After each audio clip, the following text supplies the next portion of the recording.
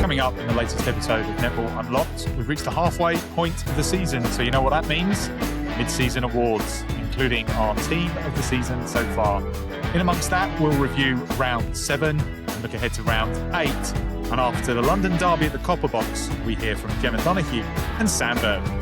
Hello and welcome along, Chloe. It's been a couple of weeks since the two of us were back together. First off, I'm going to shout out Gabs Marshall. Brilliant guest, a brilliant listen. I was on my way back from Cardiff, so I was listening to the two of you, which was excellent. And I made a note before we were talking to say we've got so used to hearing from her in the commentary box. You kind of forget that she's got a pretty harrowing story to tell. So hats off to you for the way you handled it. Hats off to for talking so well. And yeah, it was a really good listen and a really good guest.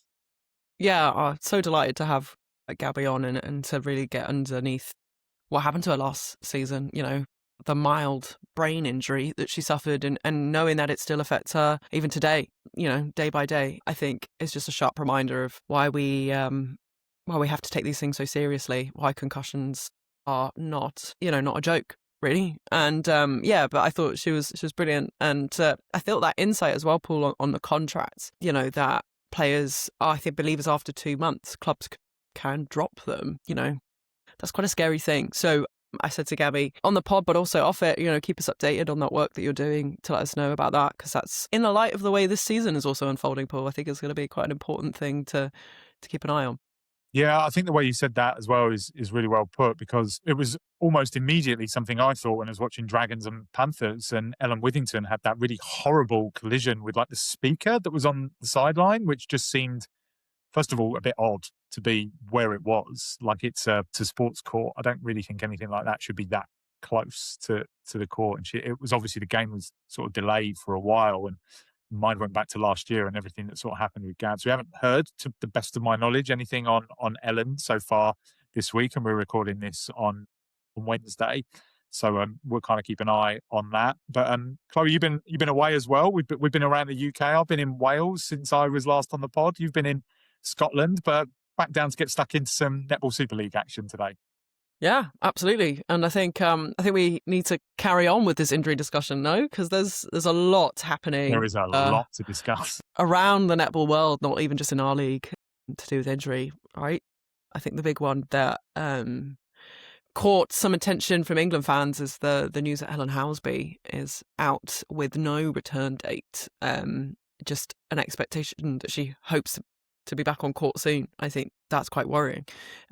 But also Liv Cheen didn't appear again. You know, last week it was rest. Then she was getting rested again. I think that language is really interesting. You know, this is common. You know, Beth Durant took time to come in. Imogen Allison, we've also heard, is like looking after her ankle. These are complicated times for new coach Anna Stenbridge. It's a difficult one, isn't it? And we'll hear from Sam in a bit. I spoke to her after the Pulse Mavericks game. She pretty open and said that they maybe could have played Liv, but thought it was best to just give her an extra week off, which I think if you consider sometimes the turnaround that some of these teams are going through, like if it's a Sunday, Friday or whatever it might be, it can be a little bit trickier. But back injuries for me, always one to kind of be wary of. No time frame, obviously, as far as the Swifts are concerned. And you just hope that Helen's going to be kind of fighting fit. I saw that she put on her Instagram I think it was a Mike Tyson picture about kind of coming back stronger and the rest of it. So, yeah, we hope that she's going to be okay. But the wider parameters here are that, you and I think, spoke about this first a couple of weeks ago, Chloe, and how often everyone in the Super League has had their contracted 10 out. And how many times has that happened? Yeah, I mean, I made a note here, but Panthers have had their 10 for 2 rounds. This is all out of 7, right? 2 rounds out of 7. Dragons, 4 rounds out of 7.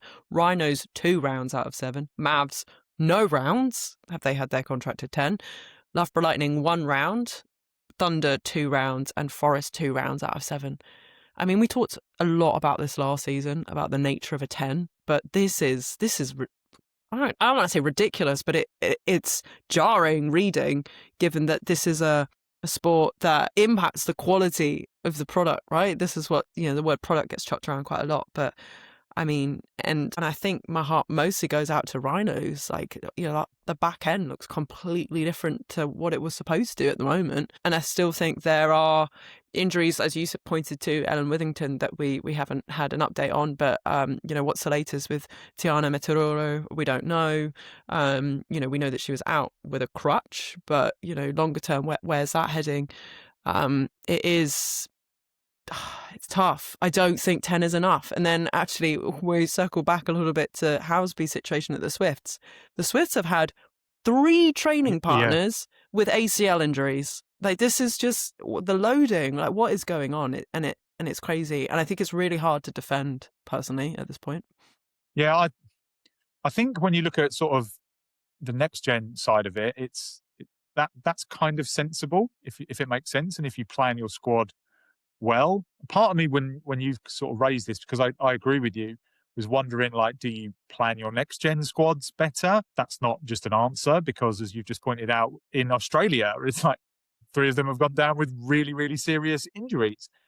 Part of me wondered maybe if teams are being maybe a little bit more careful this year and perhaps are resting players. And this is not the impact injuries, right? This is injuries that we get kind of a little bit of a heads up from 24 hours before. And even that kind of acknowledgement, I think could be way better.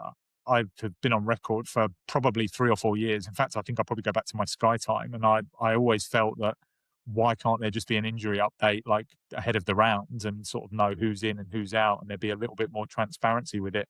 But yeah, I agree with you. I don't think 10 is enough. I think probably teams would benefit from having a slightly bigger squad. I suppose the pushback maybe from Super League and England Netball might be that the next gen is an extension of that squad, and it would be interesting to find out what coaches feel about that. We spoke a little bit about it to some of them last year, but it's a really, really tricky time, because a sport that is trying to go professional and has athletes training in a much more intense environment, and we could kind of factor England into that, right? After everything that went on in South Africa, these are professional athletes in all but kind of contract, I think they would argue.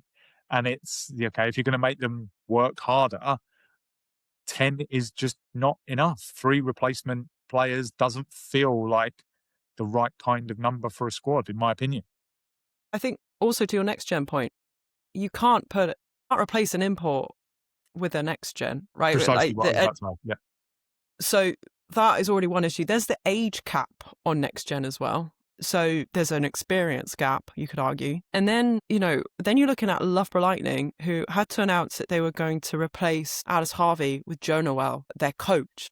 To be fair to them, I don't think this was particularly well explained, but they lost Marlena Langer to Rhinos, one of their next gen players. Molly Hole is injured. So actually, they don't have a tremendous amount of depth in their next gen. So that's the issue with it. Like, I understand the principle of it, and I think it's a nice opportunity for young players. And Gabs was really good about that, about how, that is a tough place to be as a next gen, like waiting for an injury to be able to make the most of your opportunity. But I think with the best will of the world, that you can plan to have a nice, tidy next gen backup team for your franchise, but that can still go wrong. You have to remember, like, clubs can take from whichever next gen team that they want to take from too. So, and the time it takes to bring another import into the league, there's visas and all sorts. Like, I don't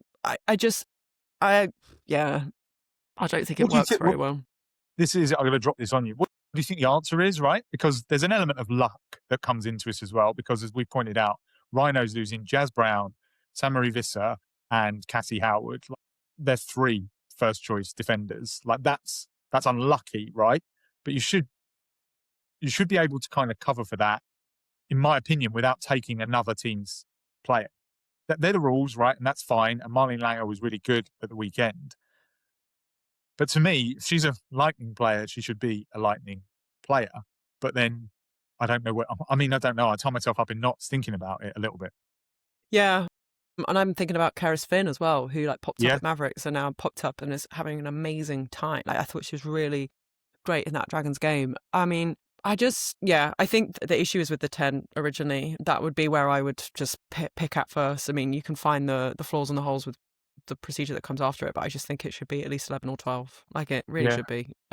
There's the loading that the league can't control, which is like international, and then there is the step up that comes with it too. Like, we expect more physicality. Like, is the physicality being well enough umpired? Like, that's a whole question that you can have around injury. I mean, can we really? I don't know. Like, yeah, I just think it's. What do you think?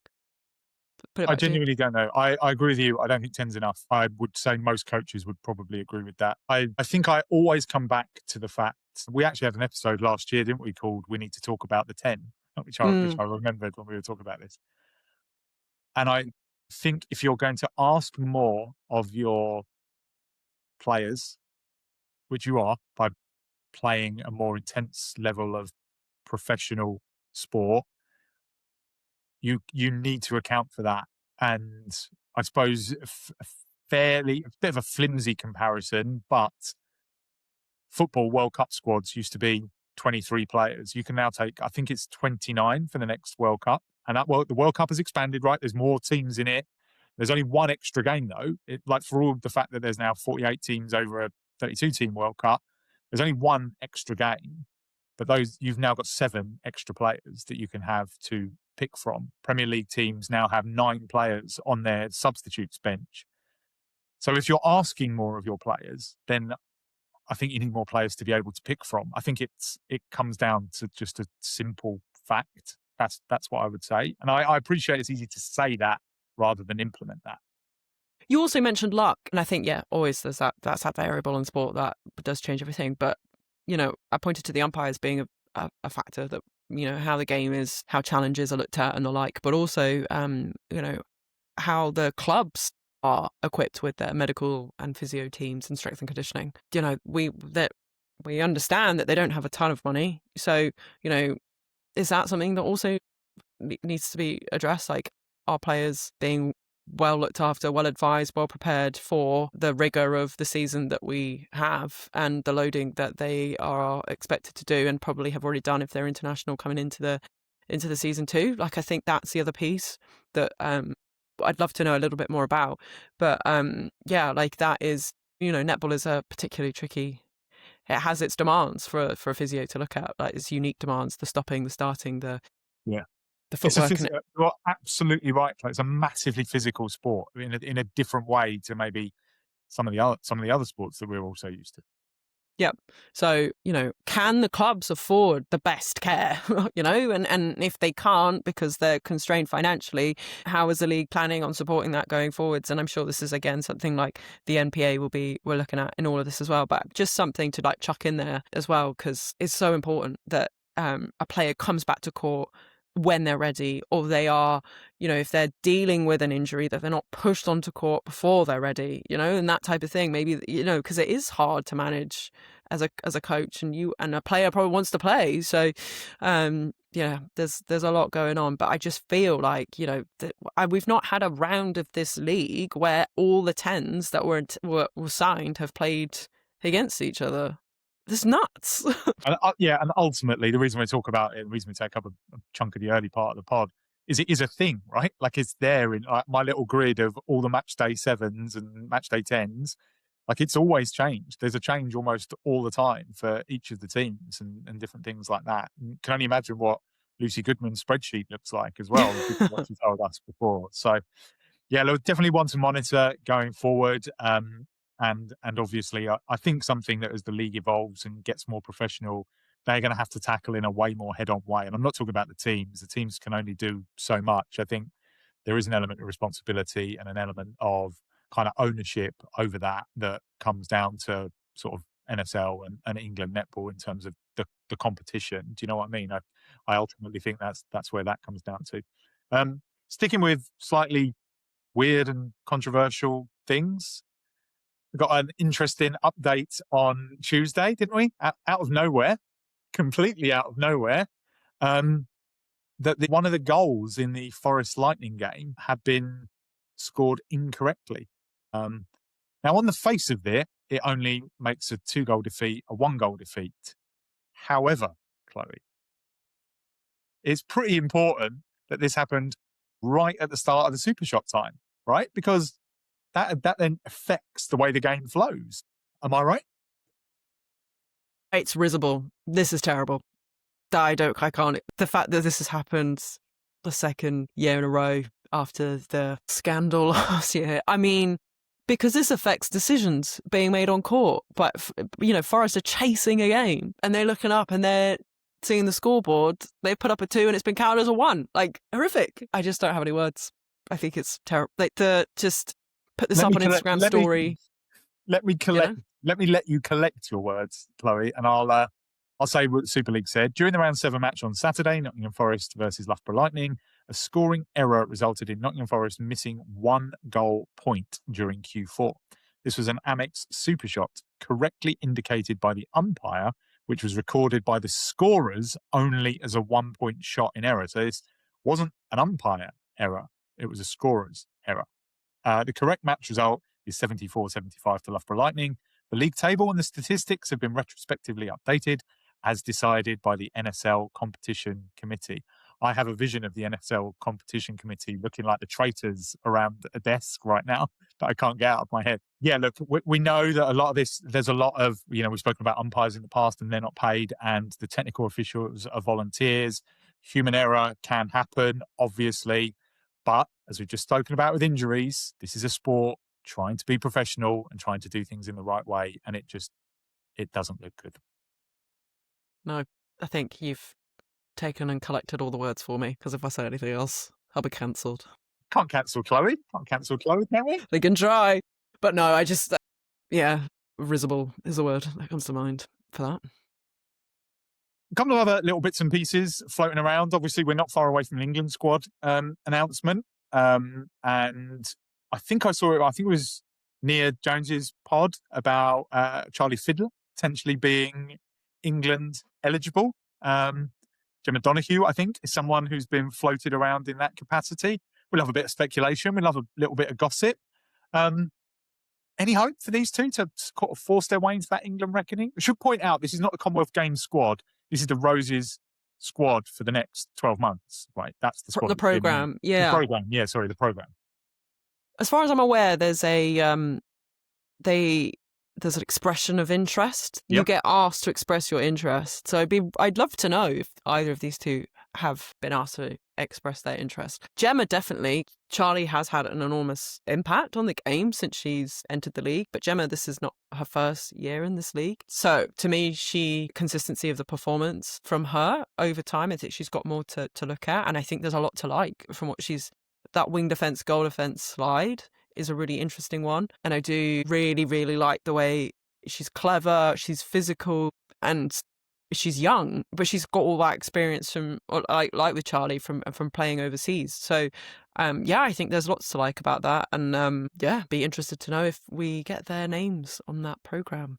I think it was Mickey. Was it Mickey who talked us through that expression of interest policy last year, which I think was really good, because I certainly, and I've been around the game for a while, hadn't heard it explained to me quite like that. I knew what had happened, but I didn't quite know how it worked out. So I think as we creep forward now to that sort of that announcement for the programme, and obviously then as we get towards June and the squad announcement for the Commonwealth Games, and whether anyone has a chance to force their way into it, a little bit of speculation does no one any harm. I'm with you. I think Gemma's a good player. I spoke to her after the Mavs game, so she'll be coming up. I actually didn't ask her about this. I should have done. Bad journalism from me. It was being hounded around the sides of the copper box by trying to get my interviews penned out of certain places. Charlie's impact has been a big one. But I think England are pretty well off at goalkeeper, even despite Jazz Brown's injury. I feel like it's a position of strength. There's maybe a spot in the squad up for grabs, but I think in terms of what they have at their disposal, if you kind of go Raz Quashi, Hallie Adio, Brown is obviously injured. Jada Pekova has made a real impact. Fran Williams and Fumi Fadoju have both been played at goalkeeper over the last sort of 12 months or so. You've got Alice Harvey as well, who is like a serious option. I think she's probably a little bit further down the pecking order than that. She's 21, right? Yeah, she's young. She's young. She's young enough. Yeah. And I do actually think a kind of a a positive for Donoghue is that she's playing with Raz Koshi really well. She plays with Izzy Phillips, who's in that Future Roses program, Susie Liversidge as well. So, and she has that benefit of, as we said, of that wing defence, which that is remarkably, I find myself as someone that comments on England saying that wing defence is somewhere where we could, in the next cycle need some players, because, how long is Beth Durant going to be playing for? Imogen Anderson as well. She's playing a lot of wing defence out in SSN, but, she tends to get slid into centre for England. I think there's room in that bib for sure. I mean, we've spoken, and I speak very often glowingly about Zara Everett, but, understanding how that fits in. I like I said, lots to like. Position, definitely a position England can afford to kind of maybe look in a different direction at, because they've kind of shoehorned people into it, for want of a better description, at times, right? Like whether it's because of injury or whatever it might be. So it does feel like looking at someone who maybe is a slightly more natural wing defence, goal defence, or goal defence, wing defence, is something to take going forward. And you mentioned Zara, which is a great point. We've seen Izzy Phillips play at centre, but she maybe more commonly would have been known as a wing defence, and how she transitions into things. But that's a bit of a teaser maybe for our team of the season so far. Like we're spoilers, sort of spoilers everywhere.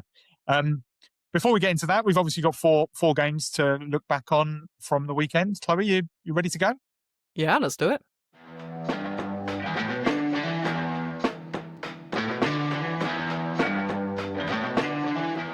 Rivalry round and round 7, halfway. We like rivalry round, I think, don't we? I think it was a good idea. And if you look at the scores, they were all super close. Thunder Rhinos ended up being sort of maybe the biggest kind of difference. And that was really close until the latter stages of the game. Pulse Mavericks, if you take out the first quarter, was incredibly close as well. So, I like rivalry round. Easter break, decent crowds. I think a tick in the box for rivalry round for me. I think some weird results actually across the netball world, but there was this threw out some curious things, I think, which is good. Keeps people guessing, doesn't it?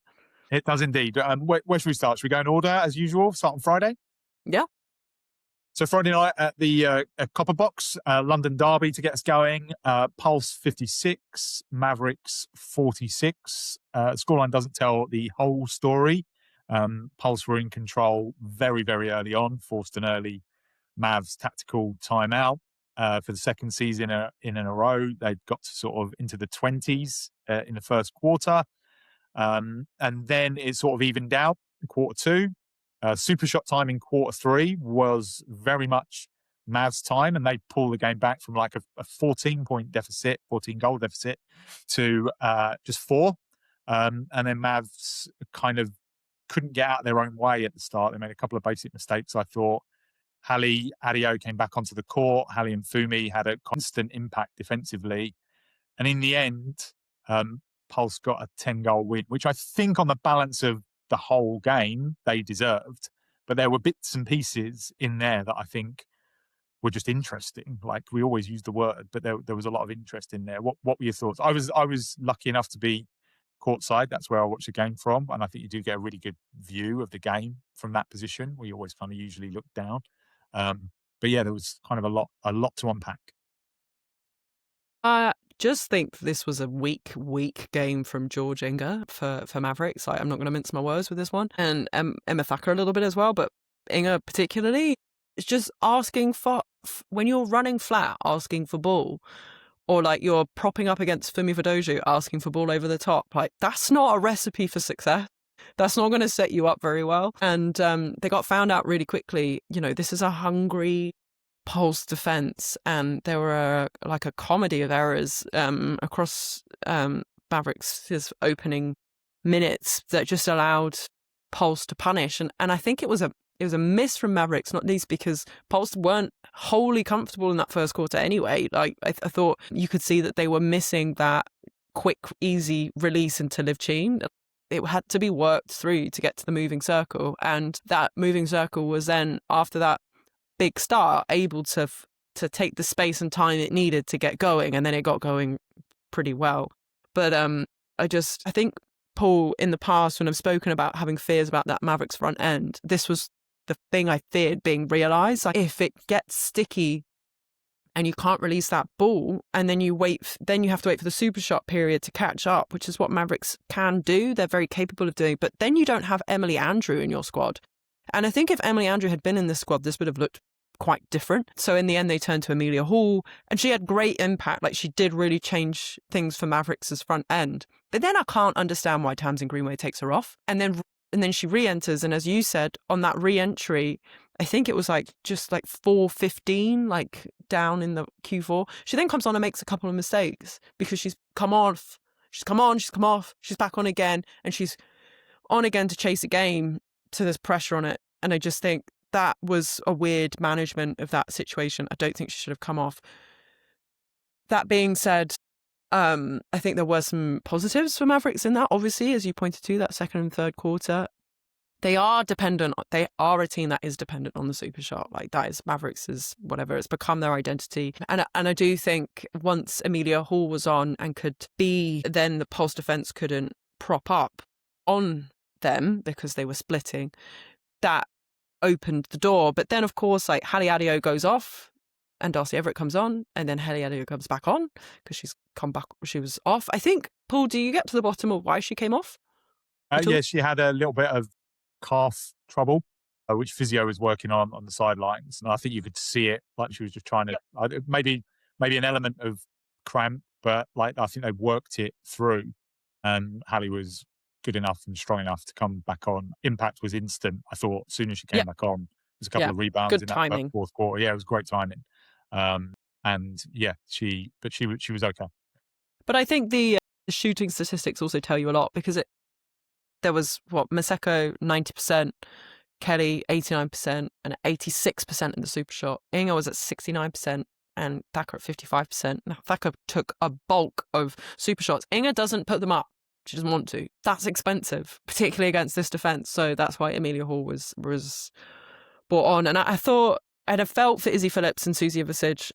And then we saw Izzy Phillips move to wing defence. And I thought that was really positive for her, because I think she really got into the skin of Liz Scholes, and that made a bit of a difference as well for Mavericks' back end that was also sort of switched around a little bit. Yeah, a tough one, because I think on paper you would have really fancied Mavericks for this game. Had Emily Andrew been fit, I think her not being available, and then curiously, shall we say, they actually named a defender as her replacement, and I wonder if they might be kicking themselves a little bit for that, because Karis Cairns had previously been named as her replacement. And then instead it was Timmy Adewale, who I'm told is like super exciting, but she's a defender. Yeah, I've seen her play. Yeah. And, you know, Hannah Knightbridge did come into the court as well and continues to do quite well when she does come on. But just a weird game, this one. What do you reckon? Yeah, I think you ask any coach in any sport, like, if you're going to be that far behind that early, you're up against it right off the bat. We'll hear from Sam, like I said, in just a second. But I thought, given the tough test that Mavs defence offers everyone in the Super League, I thought for Kamahalo and Sophie Kelly, they did really, really well. Like, it's totally different. And sort of Sam has said in a couple of her TV interviews that she wants to see sort of something different up there.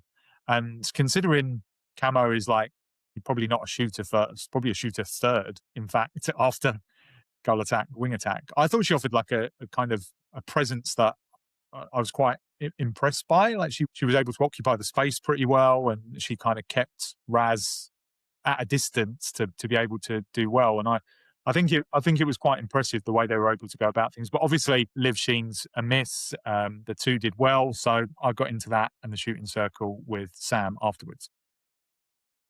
Sam, let's start with the good. A brilliant first quarter and a good end to the game. Yeah, really good start for us. I think we went 11-1 up. Mm-hmm. And so really commanding start. Still with a rotating circle as well, to get that volume with a rotating circle was really good. And historically, we've not been great starters, so that was good. The 1 point match play actually was good the whole way through the game. And even when we make changes, we're still strong on that.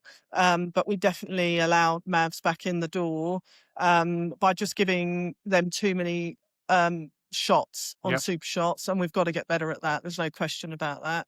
So discipline was a bit off, and we're a little bit disrupted with Hallie off and then Darcy on. But Mavericks played well in the 2-point zone, but then I thought in the last quarter we came back really well, showed our dominance really, again dominated the 1-point game and then neutralised their 2-point game in the last quarter. I wrote down one word on my notes in the fourth quarter. It just felt controlled. And maybe that was where second and third weren't, well, maybe the end of the second and the third, right? Where they managed to get back into it. Yeah, I agree. I feel we reignited our confidence with the 1-point shots early in the fourth quarter.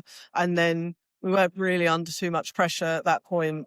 So we did play a much more controlled fourth quarter. I was going to ask you a little bit about the circle as well. I know Liv's out at the moment. How pleasing to see Camo and Sophie just really start to gel and give you something different, which is what you've been after. Yeah, I thought Camo did really well. Yeah, you have to remember that she's goal shooter is her third choice position, and obviously playing against Raz. So I thought she did a really good job on Raz.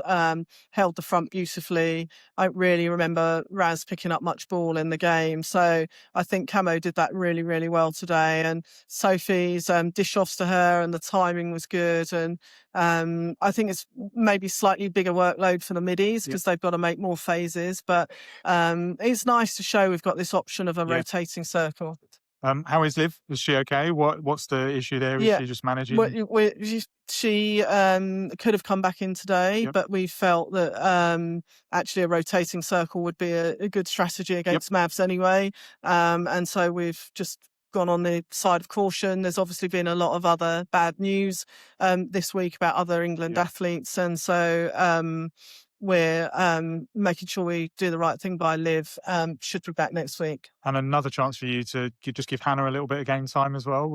It was harder for her today because actually when she came on, we weren't clinical with ball in that phase, so she didn't actually get a lot of opportunity. But nevertheless, all of these experiences are really important. You know, she absolutely smashed it against Panthers last week, and this was a different game, different pressure. But she didn't get the ball supply that she needed really today. So that's something we'll look at. And to her credit, she's, you know, we do train with our next gen, but coming into a rotating circle without a Liv there, for example, is hard as well. So I think she can be pleased with her 2 games, and there'll be many more, I'm sure. And last question, 6 wins out of 7, second in the table at halfway. How would you grade it so far? Yeah, I think, you know, I know there was a little bit of concern about us not hammering teams to start with. But I think today, you know, that first quarter really, really showed what we're about. And yes, we didn't keep that tempo up, but we know we can. And I think we're really starting to fire now. We're looking forward to just playing everybody again. But it's a good position to be in. You know, any one loss by a few goals is we'll take that. I think we lost 2 last year before the playoffs. So we'll take that. And just continuing to work and develop on our options and really trying to nail our defensive strategy on their 2-point shot. Awesome. Thank you. Yeah, so I think you can take it from there that kind of we'll probably see Liv back sooner rather than later. It was just maybe more a precaution this week round than anything else. Maybe given what we said at the top of the show, Chloe, that's not a bad thing to just have a little bit of care and attention. Yeah, interesting stuff. And as far as Mavericks are concerned, we spoke about the positives of Jemma Donoghue, and I spoke to her as well. Jemma, how do you assess a game like that? I think it's frustrating. I think we have that first quarter which just isn't good enough. And then I think it's really good and promising that we can bring it back like we did in that third quarter. I think, again, it's just those little lapses. We give away 2 or 3 of our centre passes in a row and then it blows out again like it did in the fourth. So I think it was good that we could bring it back, but I think it's still frustrating that we are having those longer lapses which are leading us to big gaps that we can't even bring back, I think, in the fourth quarter. But yeah, good, but also something to work for. What was behind that start? Because it was really sluggish. It was similar for you guys here last year as well. Yeah, I don't know. I think as a team, we were all feeling good before the game. I think we're positive. We're very united as a team. We all get on really well. So I think we were really looking forward to getting out there. I think it's a matter of not playing into the umpires and not giving them those 50-50 calls, which they have to make, I guess, and then it kind of spiraling from there. But I think we also need to figure out how to use that timeout better, because we did call that timeout when it was 9-1, I think, and we couldn't bring it back after that. So I think it's just about not making the same mistake multiple times, but also being brave and giving that ball and getting to goal quicker as well. You mentioned that there was some good in there, either side of half time. Yeah. It's like a pretty strong performance from you, and you pushed on over super shot time. So how good to be able to do something like that in a game like this, on an occasion like this. No, definitely. And I think, like I said, like, it is great that we can bring it back, but it would be nice if rather than bringing it back, we're pushing it forward. So I think it's a question of how do we get ourselves into the position to, rather than fighting it back at 2 3/4 times, how do we be in a position to push ahead and get 10 up rather than fighting back a 10-goal deficit? But yeah. What about that 7 games in now? We're halfway. Where do you see Mavs at the moment? What do you think? Honestly, I think up until today, we've been building really well. I think today isn't a true reflection of how we can play and how we are building throughout this season. I think, we can play a lot better netball than we did today. And I think that whilst that is a really good thing, it is frustrating that we're still not putting together a full 60-minute performance. So I think, it's just about us continually putting together that entire game rather than just little chunks of it. Hopefully in the next 5 or so games, which are really important, we'll be able to do that and show everyone what we're doing at training, because it is really, really good. It's just we're not putting it together on game day. And a final question from me on a personal level. How are you enjoying the season? You seem to have come on once again after last year. Yeah, I am really enjoying it. I think last season it was kind of an unknown for me. Like, it's just more go out there and see what I could do. But I think this season I feel so comfortable with the girls. I'm loving playing both wing defense and goal defense. And I think that's been a really big challenge for me. I haven't played too much in that wing defense position before. But I think I'm really enjoying it and I'm having fun. And usually that's when you play your best netball. So hopefully we can continue to build. Awesome. Thank you, Jemma. Thank you so much. Good luck. No. Big game mentality, it felt like, Jemma. And she had a big game. I mean, I'm just looking at her stat sheet: 5 gains, 3 intercepts, 1 deflection, 1 rebound, 1 pickup, 10 penalties, 7 centre pass receives. So everything really cool.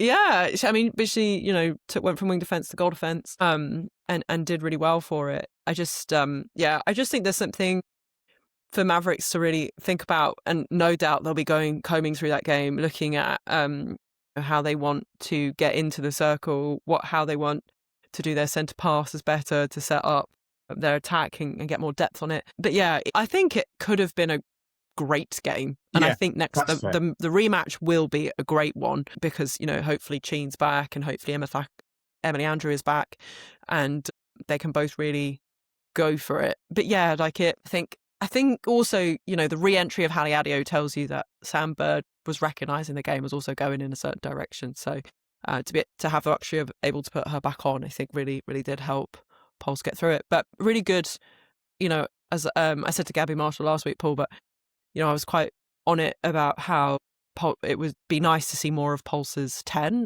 Yeah. Certainly that's what we've seen. Yeah, so I think this will pay dividends for them. Yeah, to be able to get these big wins without one of their best players is going to be really great. And for minutes for Darcy Everett, awesome.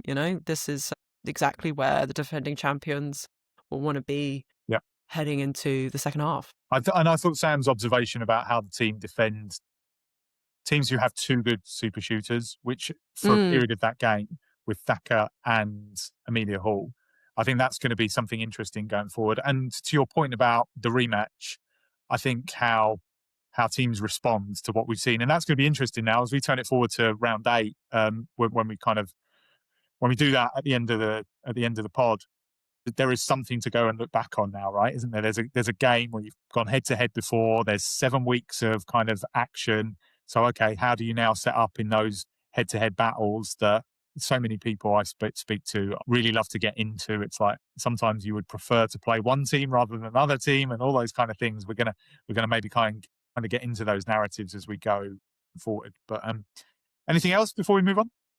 Yeah, I just wanted to pick up a bit on your point, well, Sam's point about the defense of the super shot being better. And ever since we spoke to Kat, plug, if you haven't listened to that, listen to Kat. Please listen to that.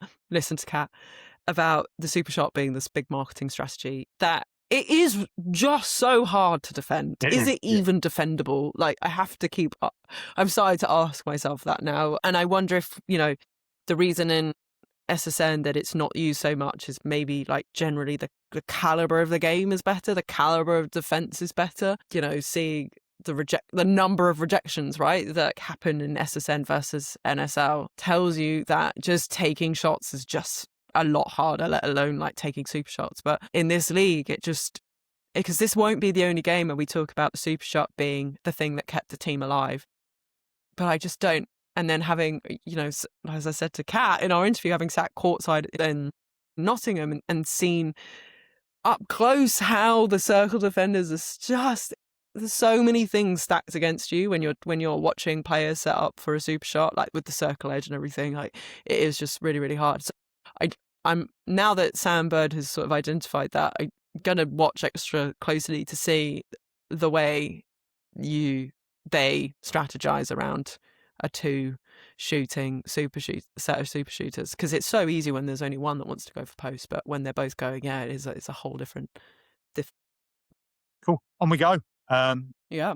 Dragons 47, Panthers 48, and a first win of the season for Panthers. And again, this was a pretty bonkers start to the game. First of all, the game ended up just a 1-goal game, but it was 10 to Panthers very, very early on in this game. A Panthers team that we should say were without Tiana Matura. Sophie Egberent came in to replace her. Keris Finn continues to replace Gabby Coffey. Shelley McGee was back, though, for Panthers. Dragons started Neve McCall and Philippa Yarrington for the first time since the opening round, which I think was interesting. And on the face of it, to me, was kind of a sensible decision. But after about 5 minutes, it was like, okay, maybe they're used to Georgia Rowe being their kind of tall up at one end of the court and playing around that. Yeah, look, take away the first couple of minutes or the first 5 minutes or so, and Dragons probably come away from this feeling fairly pleased with themselves. But in the end, they get a bonus point. You're shaking your head. I think Dragons will be pleased with that at all. Like, it was such an expensive. They lost so much ball. There was so much opportunity for Birmingham Panthers to punish them, and they didn't even punish them half as much as they could have. The turnover opportunity must be up in the high 30s or something. When I was trying to keep account of it, and then sort of got distracted because on the face of it, a super entertaining game. Like, if you were just tuning in to watch a game of netball, you'd have been like, "Wow, this is so fun." But if you peel that back, this was just messy. It was a messy game of netball, and I think I'm happy for Panthers that they were the ones that were able to come out on top of that, because to have your first win of the season, like that's a huge feat, especially given, as you pointed to, like the way the squad has been, suffering with injury, like, and as we've said, like, we don't really know the latest on Tiana going forwards, but I thought Sophie Egberent did a great job, and I think Panthers probably benefited from her having not played yet. So, the tactical analysis, how you're going to set up, you don't know, because she hasn't really been in that bib with that team for a hot minute. And I definitely think that decision to start Yarrington and McCall, as you very well said, should make sense. It really didn't for them. It took them a minute, more than a minute. It took them a long time to get firing. And I think when Georgia Rowe came on, that release point was really helpful for them to get their claws back in it. But the umpires were quite involved in this one. Nathan Begley particularly, like calling Bethan Dyke out quite a lot. And it was interesting to me that Ranger Bloxham wasn't available for the BBC interview after the game because she was talking to the umpire. I probably had quite a bit to ask about for some clarity on that. But not to take away from Panthers, because I thought Finn was amazing. Yeah, she was. That was her last game technically as well, wasn't it? Because she was available for 4 rounds. That's what was announced. I think she definitely has a future in this league. She's so lithe. She's tall. She's very unassuming. Almost a bit Carla Pretorius-esque. Like, does the attacker feel her coming? I wonder, because she is able to get to so much ball. I thought she paired with Charlie Fiddler so well to kind of disrupt that Dragons attack. What do you make of it, Paul? Yeah, I'm glad you said that, because I think it's a really, really, she's been key for them. Like, considering she wasn't used to that team and was parachuted in, she's been really good. Part of me also thinks the start of Ruth Hughes, that was Ruth Hughes' first start of the season as well. She just brought, as good as Izzy Kay has been, and I think it was Lucy who pointed out, like, her ability to turn the ball over from from centre is kind of up there with sort of the best in the league. I think she just brought a little bit more control to the middle of the court, and I thought she played really well. And had it maybe not been for kind of Sophie taking the glory, if you like, with like that last second goal, and I thought the way they kept possession down the stretch to just run that clock down, which is a really hard thing to do in netball, and then sink the one and win the game. I do think having Ruth Hughes in that team has made a difference, and that team has chopped and changed a lot. And it will be interesting to see what they do now with Keris Finn, because technically, I don't know how this works, and this is part of the transparency, right? But she was announced as signing on a short-term or mid-term contract, which was for 4 rounds, and that Gabby Coffey was going to be out for 4 rounds. Now, Gabby Coffey is going to be a tremendous addition when she comes back into that team, but Finn, as you say, has been a real player for them over the last 4 weeks that they've had her in the side. And also there's the managed minutes aspect of it, right? Because if Gabby Coffey comes back, she's been out for a month, you name her into your team, but then she reassumes her place in the team, but she might not be able to play 60 minutes of netball yet. So that's quite expensive for Panthers, because you're losing a really great player to have your contracted player back, but you might not be able to have her back it might take a couple of weeks to build into it. So that's a tough one to navigate. And again, I think to your point about transparency on that would be great to know. I mean, seeing Sonia happy about the win, her first ever Super League win as a coach, I think was quite nice. I think Kath Mary did a really great job in that post-match interview. It was really nice. Some other sort of notable things I think from this game was, Charlie Fiddler, 22 penalties. Over the 20 mark again. It's just interesting. The Fiddler experience is what the Fiddler I'm calling experience, it, because there's a bit of everything out there. Yeah, absolutely. But in the same vein, comes away with 5 gains, 3 intercepts, 1 deflection, 2 rebounds. Keris Finn, for what we were saying, just to put some notes on it, 6 gains, 2 intercepts, 6 deflections, 1 unforced error, and then we mentioned at the top, we should say that Ellen Withington break in play did sort of stifle the momentum somewhat. I think Sonia, I wonder in hindsight whether she would have called the timeout that she did when, in given how the game evolved, if she would have regretted calling it when she did. But interesting that she did do that. And yeah, look, I think I shook my head when you said, oh, Dragons will be happy with that. I'm sure they'll be happy with the bonus point. Shame that I think they could have got their first back-to-back win since 2024, I think was the stat, right? But I think the evolution of that front end, even if it was an expensive test, and maybe part of the reason, it wasn't the whole reason why they lost the game, but, I think we were agreed that Bloxham was right to try it. That evolution as it comes, I think, again, this will be something that does serve Dragons coming down the track. So I don't think it'll be the last time we see them try it. I wonder if they'll go away and be like, right, that wasn't good enough, we want to get this right. I think that we've asked of Dragons that they have a super shot strategy, that they do have a different outlook to Georgia Road. They are finding it. But I do think the long-term impact of this is that this completely messes up the middle of the standings as we hit the halfway mark, right? Yeah, it's so funny. The middle is chaotic, isn't it, now? I think it's very, very, very sort of tough to call. I do think it might just be a case of who just finds a decent run at the right time, because Forest have taken 3 bonus points in defeat. Dragons have now taken 3 bonus points in defeat. But you do wonder if losing to the team that are bottom might be a missed opportunity for Dragons going forward. I think you explained it really well. Like the way I sort of put it was, if you take away that 10-0 start, like they win that game by 9, right? But it's not as simple as that. And you've explained it really, really well, which is the job of the person who queues up the expert. That's what happens here, Chloe. On we go, though. I should shout out, I was in Cardiff last week with Kira's netball team. We were at House of Sport, and they were fabulous hosts. We played against the Welsh under-15 team. We played against the Dragons under-17 and under-19s team. Incredible experience. And the girls were unbelievable, from the under-15s all the way through to the under-19s. It was like, they were a genuine joy to be around for 2 days. It was really, really good. And the weather in Cardiff was delightful, which helped. Do you know what? It's so nice to hear that, Paul, because we all always hear about how the House of Sport is such a difficult place to go play at, and you've just painted a completely different picture. So that's so nice. Well, it is. I mean, it's tough to get to. Parking isn't fantastic, but we were playing junior level netball, not a Super League match. So, but it was a really lovely couple of days, and shout out to Dragons for that because it was really cool. On we go to Saturday and at Bellevue.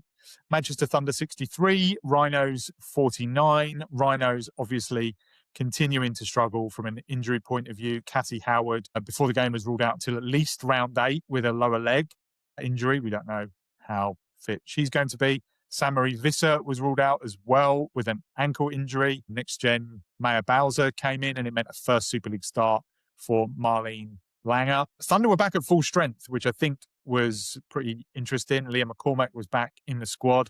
They also changed things just a little bit. Elle Cardwell was on the bench. Metcalf started a wing attack. Lois Pearson moved to goal attack.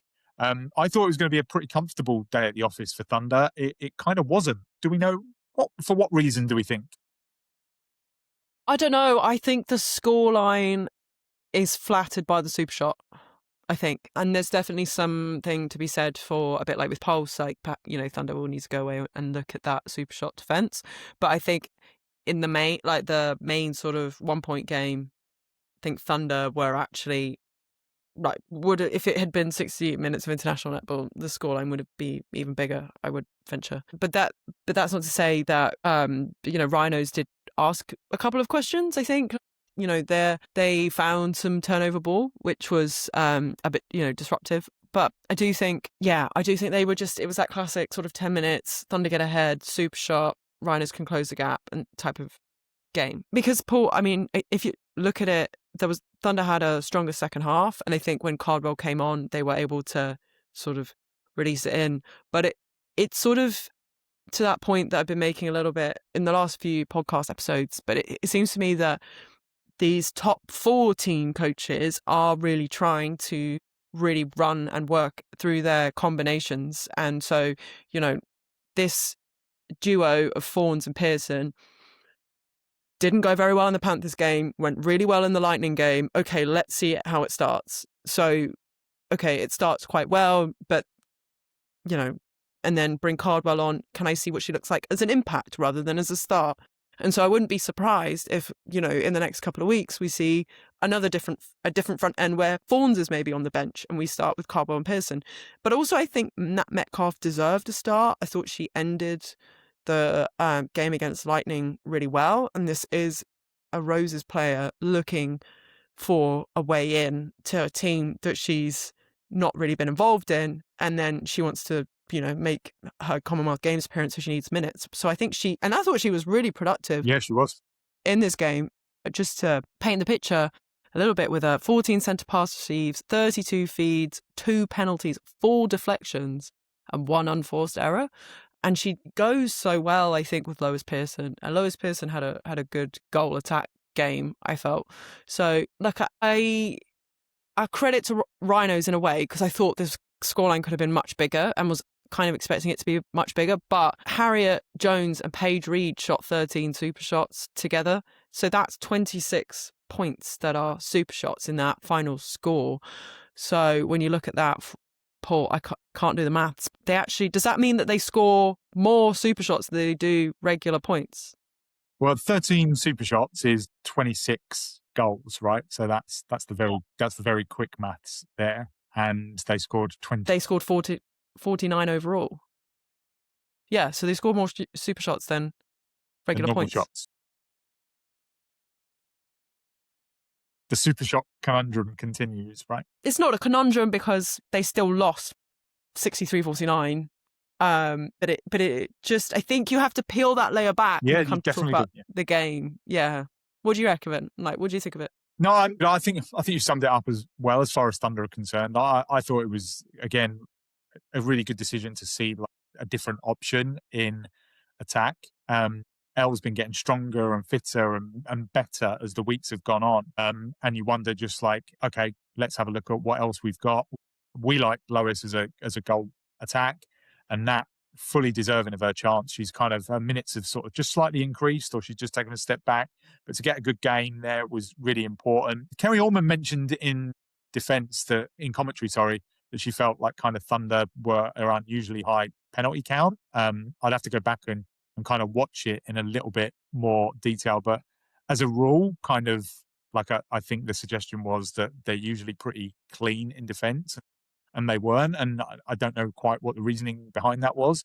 I think for Rhinos, I think you just have to give them a bit of a clap, to be honest, because like Yomi Wilson was the starting goalkeeper, Marlene Lang was the starting goal defence, Neve Kilgallen was also in the starting lineup as well. That is a lot to ask. We spoke about Panthers having a very next-gen feel to their team at the start of the season, and perhaps that might be too much. But Yomi Wilson's had a real positive impact in the time that she's been playing, I think. There's a bit to clean up. If you look at the weekend, there were 12 penalties in there, but along with a huge amount of kind of turnover ball as well. I just get the numbers in front of me. She's sort of 4 deflections, 1 interception, 8 gains overall, because we had 4 rebounds in there. I think she's a really positive kind of influence in their defensive end. And yeah, I just think it's really hard to judge Rhinos at the moment because of how much they've been decimated. To go all the way back to what you said at the start of the pod, they really are kind of, from the minute Joyce and Vula announced the pregnancy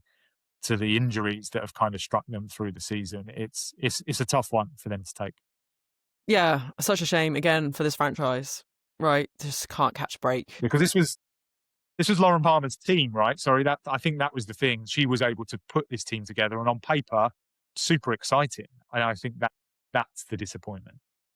Yeah, and actually, Langer and Wilson picked up 9 rebounds between them. That's quite a lot. So that would definitely be something Thunder will be like, oh, okay, because that's for 2 defenders to come away with that. It's pretty big. So yeah, I'm for it. I think interesting that we also didn't see Simone Gordon in this game. We didn't. Yeah, you're right. Yeah. And maybe the super shots probably explain why she didn't come on, because if they weren't able, because that would have been stopping and starting and changing. And maybe, maybe Lauren Palmer wanted to test, Paige Reed as a Rose, like test her and Harriet Jones and really give them both former Thunder players. But yeah, it's so difficult, I think, for Gordon as well, the situation that she finds herself in and the team find as well. Like, it's both ends of the court. So, yeah, tough one, a tough day in the office, but they gave it a good crack. Did give it a crack.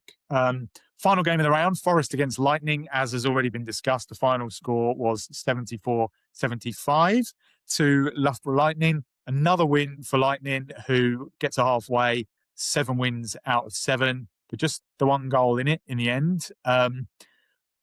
Forest had full strength as well, which I think is worth pointing out. Rhea Dixon was back in the squad. She didn't start. Anya Williams started because Lily Smith, who I think has kind of acquitted herself really, really well when they've called on her, she dropped back into the next-gen squad. For Lightning, no Alice Harvey. We pointed out that Jo Knoll was back in Super League colours. She was on the bench, and it was Selena Appleby-Prince who started at goalkeeper. And she's been a really useful asset for them this year, whether it's goalkeeper or goal defence. In the end, Lightning get the job done, but that's the closest game they've been in this season.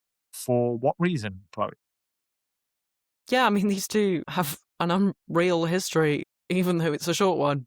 Forest did the double over Lightning last year, and at half-time, you thought, okay, well, that doesn't really look like it's going to be likely. Jada Pekova has Samantha Wallace-Joseph. She's just, there's something about the way those two match up where Pekova just seems to really get underneath Samantha Wallace-Joseph's skin, and I think it's the aerial game. It's what Jada is so good at. It's at finding those extra centimetres to just compete for that ball that goes in, and that really kind of came alive in that second half. I think you can't talk about this game without asking the question of why Anya Williams didn't come back on to, particularly to do the super shooting that she can do. Rhea Dixon just is allergic to shooting the super shots, and that, I think, is so, and we talked about this, didn't we, Paul, ahead of this episode, but are Forest taking Rolene for granted? Yes. I think you have to find yourself at that conclusion, because you are setting her up to be the super shooting outlet for your team. It's so predictable now, and it's an enormous pressure, and the service isn't there. And it's I think Forest had a really great opening season, Chelsea Pittman had never been a coach at that level before. She kind of assembled a band of players that were maybe bench players or looking for a new home. She pulls in this superstar, Rolene.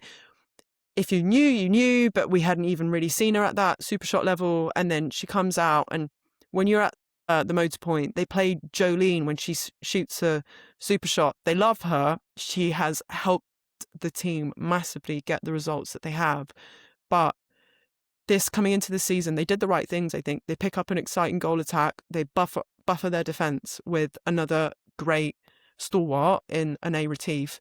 We don't see Anae Retief, and I don't understand why we haven't seen more of her. And then Anya Williams. Yeah, I think Jodie Gibson in comms was like, is she on managed minutes? Because why isn't she back on to have this 2 super shot shooting game, which we've just said in this round was enormous for the teams that were able to do it. And she seems to be ripped off after an error as well. And I wonder if, what that does for a player. And this is something that Gabby and I were kind of wondering, you have to ask these questions about when elevated athletes get picked over contracted athletes. It's a really strange situation. And obviously last week I wasn't able to get to Pittman to ask her about it.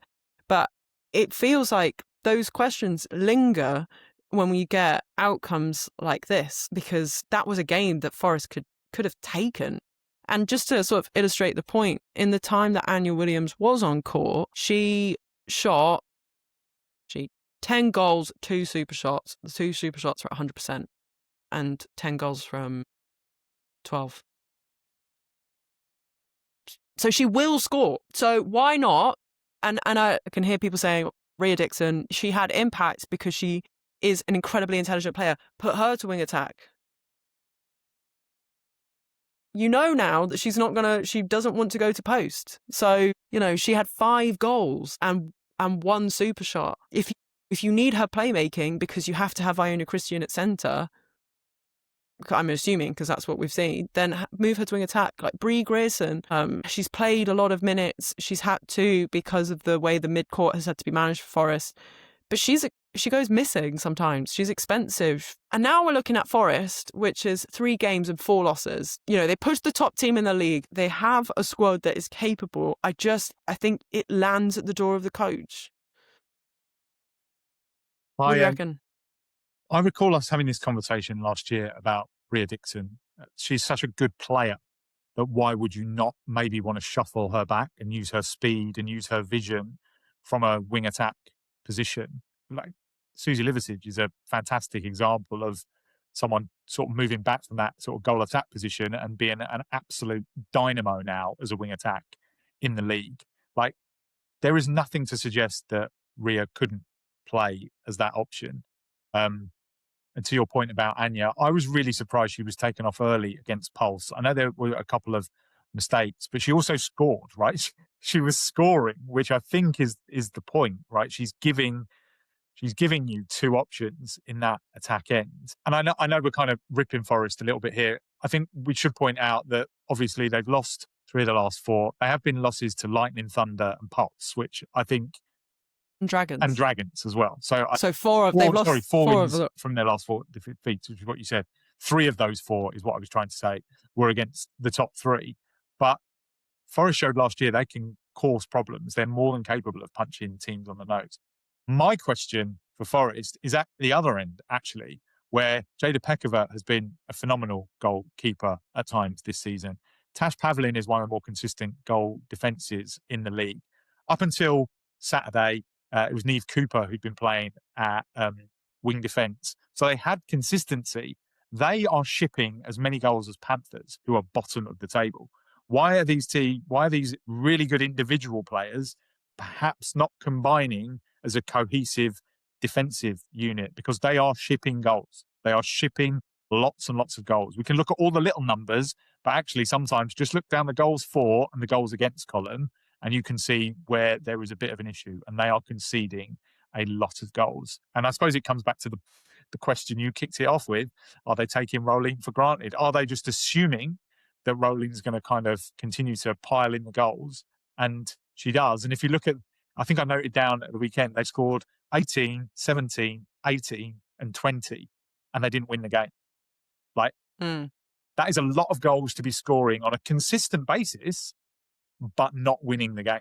Like, there are some pretty serious questions to ask. And they got Panthers next, which I think will be interesting. Tails will be up as far as Panthers are concerned. They'll maybe fancy their chances of causing a problem or two, but can Forest bounce back? That's the question Forest have got now. Yeah. And they'll want to, because, as we said, the 4 consecutive losses. But I mean, this was also an interesting game because, as I mentioned, Samantha Wallace-Joseph having a bit of clearly there's a Pekova as her bane. Like, she had 4 unforced errors, which was that's quite a lot for a shooter of her caliber. Ella Clark shot at 33% from the super shot. She only shot, which is like maybe I think her lowest. I think it is, yeah. Percentage.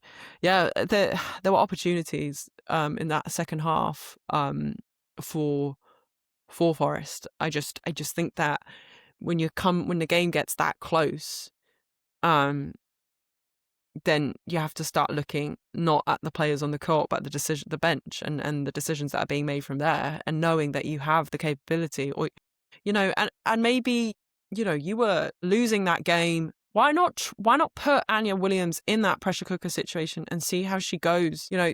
Players learn from being on the court. They don't learn from the bench. And she could be a really exciting investment piece. Presumably that's why she was recruited. But she's not going to be the player you want her to be if you're not going to play her. And I think Jodie Gibson was really getting at that in commentary a bit as well, asking, why isn't she on the court? And as you said, and I think, not to overlabour it, but Livicige's example is something that maybe Dixon could replicate for sure.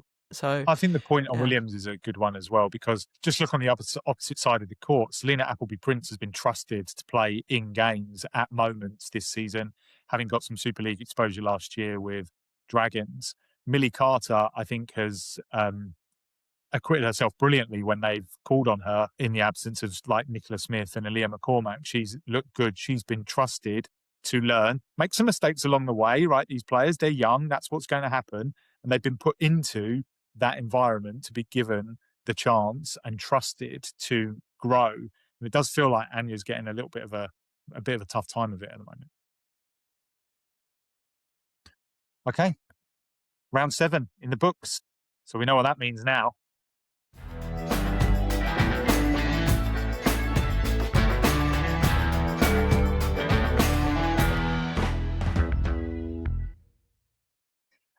This is always interesting, right? We're halfway through the season, like teams are getting familiar with each other. Injuries have really taken a toll. Some positions of the court, as we've found, noting down the bits and bobs here, are in slightly better shape than others. So what we're going to try and do here, I think, Chloe, is we'll kind of debate the positions first and maybe kind of throw up a couple of options. The idea will be that we'll then maybe put 3 or 4 out for the public to vote. And while we're going through this, you and I will sort of pick out our team of the season so far. Does that seem like a good way to go about this? Yeah, I think so. I believe so. Okay. Let's give it a whirl. Let's give it a whirl. The unlocked team of the season so far, debate. Keeper. So I'll read out the names who I think are eligible here. 8 teams, obviously. In theory, 8 starters, but some injuries have kind of bitten. We've got Alice Harvey at Loughborough Lightning, Hannah Adio from Pulse, Josie Huckle from Manchester Thunder, Jada Pekova from Forest, Raz Quashie from Mavericks, Leah Middleton from Dragons, Jazz Brown / Yomi Wilson from Leeds Rhinos, and Charlie Fiddler from Panthers. How do you want to start, Flo? I think in all of our discussions of this team of the mid-season, Loughborough Lightning is going to pretty much always occupy one of the 3, just by virtue of being undefeated in the first half of the season. You can challenge me on that, but I think there's a logic to it. And obviously Jazz Brown and Yomi, I think we can maybe put to one side because of the minutes and the disruption to that position. So I think for me, you've got to look at goalkeepers that are winning ball, safe pair of hands on the rebound, and have maybe made themselves essential in the big games, the close games. So by that, I'm going to put forward Alice Harvey as 1. I think off the back of our final discussion of the final game discussion of this round, Jada Pekova is 2, given that we said she rattles Samantha Wallace-Joseph, who's going to make our discussion of goal shooter quite quick. No spoilers. And then, what do you reckon for the third spot, Paul? Yeah, I think it's really interesting. I'm with you. I definitely think Jada Pekova is in there. I think Alice Harvey has had a good season too. And then I think you come down to sort of 2 absolute stalwarts, Hallie Adio and Josie Huckle, right? I think their leadership stands out for me, the way they can control their teams from the back end of the court. So I'd find it difficult to separate between those 2 if we're only going to pick 3. So I would kind of say those 4 for me have separated themselves from the crowd. Charlie Fiddler's made a really good impression this year, but I think probably is just penalised a little bit too much and maybe a little bit raw. And then obviously you have Raz Quashi, who probably comes into that same bracket as Hallie and Josie. I think it's a really strong area of the court, to be perfectly honest, as far as the Super League is concerned. I completely agree with you, Paul, about that. So with that in mind, who is your goalkeeper of the mid-season? I am going to, despite Forest's defensive struggles, I think Jada Pekova has put her hand up. And for me, she's made enough of an impact as a goalkeeper to get the nod at this stage. Okay. I have also gone for Jada Pekova. Okay. And I have, with that, for this reason, 23 rebounds puts her top of the pile on the NSL website. 14 interceptions puts her 3rd. 34 deflections puts her in 2nd. 48 gains puts her in top, and 11 pickups. So I think you can't look past. That is industrious, those numbers, and I think she has been really, really important. She's got that MVP quality. A quality, I think, just to go, I think Charlie Fiddler has that for her team. And I think, there's the firecracker Fiddler, but I agree why she wouldn't have been in our shortlist for that. So, I caveat my MVP quality here for Pekova, but she has really thrusted herself into that conversation with these numbers, for sure. Yeah, and I was actually going to say literally the same numbers you've just reeled off there. I thought you were going to make your choice, and then you were going to come back to me. Fiddler's come in a little bit like Shakonda Green Noel. She's made like a huge impact. And what you see is like some really cool visual stuff. And I think where maybe Alice Harvey, Hallie Adio, Josie Huckle and Raz Quashi, maybe it's not the eye-catching stuff. I think those 4 are hugely influential defenders, right? This is really tough, but I think Pekova has really just stood up and maybe there's more eyeballs on it because of the injury that happened to Jazz Brown and the fact we're all talking about some availability in the England squad where it might be a bit of a closed shop everywhere else. So I think maybe the narrative has kind of helped push Jada's case, but then the numbers just back it up right off the bat. Like they're there for all to see. And I think she would probably be most people's pick at this stage. We'll let the listeners decide as well. But if you and I are in agreement off the bat, that's not a bad start, Chloe. Should we move to goal defence? Yes, let's move to goal defence. Do you want to read these out or shall I? Yeah, good. Okay, so we've got Shadeen van der Merwe / Selena Appleby-Prince, but I think Shadeen would be most people's starter at goal defence. Fumi Donoghue from Pulse, Nicholas Smith from Manchester Thunder, Tash Pavlin from Forest, Jamie Golub from Mavericks, Jackie Newton from Dragons, Sam-Marie Visser from Rhinos, and Keris Finn, I think, just about having started for Panthers. She gets the nod for them in a position that they have chopped and changed quite a lot this season. Again, some strength in numbers here, Chloe. Yeah, absolutely. And, I think you can't, as I said earlier, I think Lightning and Pulse in this situation, like their candidates, their goal defences, their starting goal defences probably get the biggest look in terms of the shortlist. So for Donoghue, in the last couple of games has really switched on, and facing bottom of the league, there were maybe more opportunities, but she found those opportunities and she got player of the match against Mavericks. So, I think she's heard some of the Donoghue gone a bit quiet and ramped up. So I think she comes in the shortlist. Van der Merwe, I would put in over Selena Appleby-Prince. I think she's had more minutes. but also so big in that game against Manchester Thunder. She comes alive, was a part of that squad that took out London Pulse quite comprehensively in the end. And then I think that third spot, I think you're looking at either Nicola Smith or Jackie Newton, I would say. But what do you reckon? Yeah, it's interesting because I was thinking at one point, you'd probably have thought Samory Visser would have been like kind of a real nailed on person to be in this mix. But unfortunately, I think she just felt the same kind of weight that's happened to Rhinos, right? It's just too much change back there, and it's impacting the way they play as a team. Jackie Newton is always hugely impressive. I think Jamie Golub has been a really good addition to the Super League as well. I would probably go with you. I would probably say Shadeen and Tash Pavlin just over Nicola Smith to join Fumi Donoghue. I think Fumi's really stepped up over the last 3 weeks. Not that she needed to. We know how good she is, but I think when Pulse needed her in that Mavericks game, which got perhaps closer than they would have liked, her fourth quarter numbers were like off the charts. I just need to go back and check my numbers. But she came in and there were, I think off the top of my head, I can remember 2 rebounds and I can remember 2 interceptions. And that was bang, that changed the course of the game. And in the end, that Pulse kind of cruised through to victory. I think Shadeen makes big impact at big moments in big games. I know that's kind of like a bit of a cliche, but I think she's been outstanding this season. I genuinely do.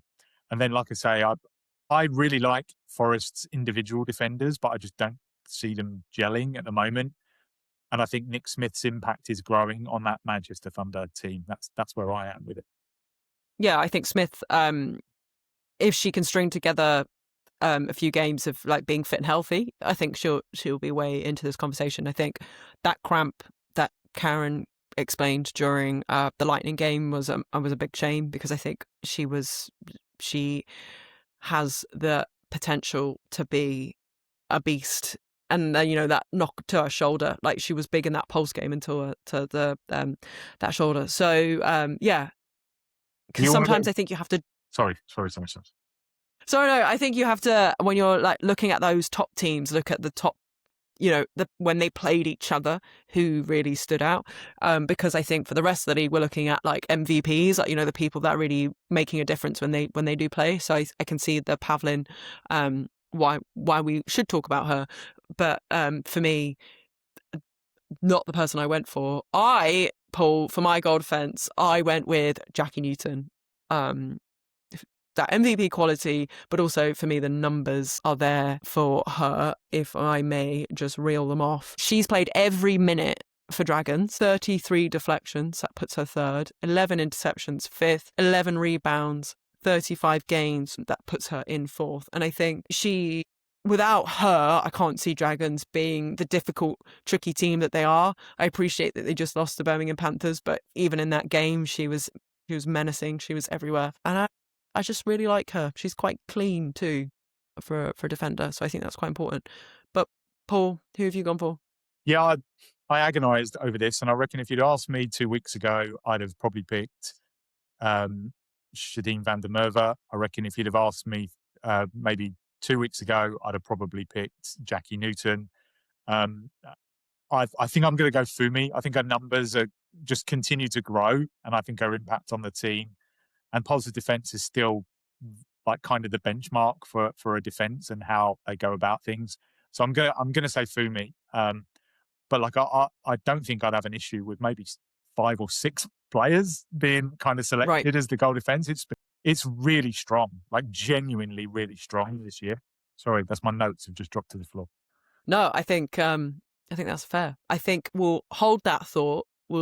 Ask the listeners to hold that thought when we come back round to a third team that we're going to talk about, a third mid team of the season. So interesting. So wing to wing defense then. Let's get over to wing defense. Again, I'm going to say I think this is probably pretty close. Technically, Nat Panagari has played 4 games at wing defense. Beth Durant has only just come back, but she has played the last 3, so that's lightning. For London Pulse, it's captain Zara Everett. For Thunder, it's Taylor McKevitt. For Forest, it's Neve Cooper in the main at the moment. For Mavericks, it's Jemma Donoghue. For Dragons, Ellen Withington. And then as we kind of go towards the other end of the team, it's been Cassie Howard probably just about until her recent injury. And then I think for wing defence for Panthers, they've kind of chopped and changed all over the place. It's been pretty difficult to just nail down who has been there starting wing defence, because there have been 3 for Shelley McGee, which probably just gives it to her. Gabby Coffey 2, Tammy Fapahunda 1, and Izzy K 1. So I think just on the basis of starts, it's Shelley McGee, but I think we could probably rule Panthers out of the wing defence equation. Okay, I agree. Okay, so for the shortlist, I would go, and I think it's interesting with Lightning. It does complicate things. I think that Beth Durant coming in, because she's kind of come in around, that one game where Lightning had their contracted 10 was against Manchester Thunder. So for wing defence, Zara Everett has to be in there, I think, and Taylor McKevitt has to be in there, I think. And then, I don't know. Do we put Nat Panagari in? What do you reckon for that third spot? I think Nat Panagari's impact over the early weeks of the season was really good. Part of me as well, when we come to do these things over Lightning, I think that they have been all around. They've won 7 games out of 7. And I think we're talking about this at work, actually, when it came to Player of the Year votes. Like if Arsenal win the league, like they haven't necessarily had one outstanding player. And when teams do the treble, like the vote gets split because it'll be like, Declan Rice, Gabrielle, like whoever it might be. I'm saying this as a Tottenham fan, so that is not biased in any way, shape or form. I think in this case, Lightning are kind of going to be in the equation for every single section. Right.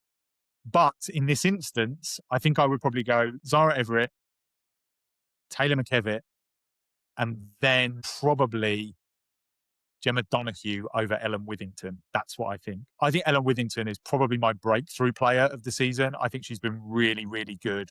Defence up until the first quarter against Pulse has been a really strong unit, and I think Gemma's been a massive part of that. I'm happy with that. I think Jemma Donoghue needs more flowers. So that's the shortlist. Okay, Paul, your turn. Am I picking first? You're picking first.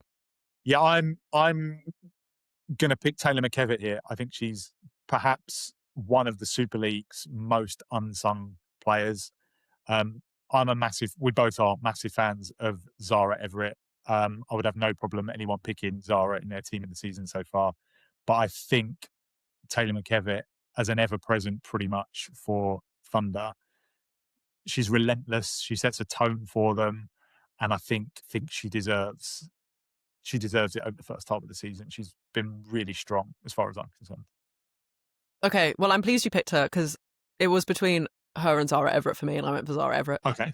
Because I didn't go for Donoghue for goal defense. I went for Everett at wing defense, and that's not to say like I felt like I needed a Pulse defender. I think for me, Everett is. I've explained so many times on this podcast. I mean, I literally did an episode dedicated to her against Thunder. Yeah, a picky bits dedicated to her, but 6 interceptions, 25 deflections, 7 pickups, 13 gains, only 7 unforced errors. So that's 1 unforced error a game, 2 feeds, and in 384 minutes.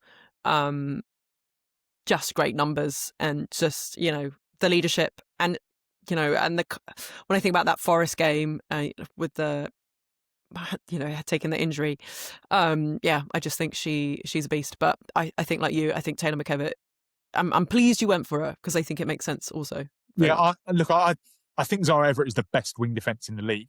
But I think Taylor McKevitt has, if you consider sort of beside her, a couple of changes this year, she's been like that consistent factor there. I make no qualms about saying that I think Zara is the best in the league. She really is. But I think just in this instance, certainly over the first 7 games, Taylor deserves a mention. But again, a bit like the last one, not much in it. Like I would have no qualms going the other way.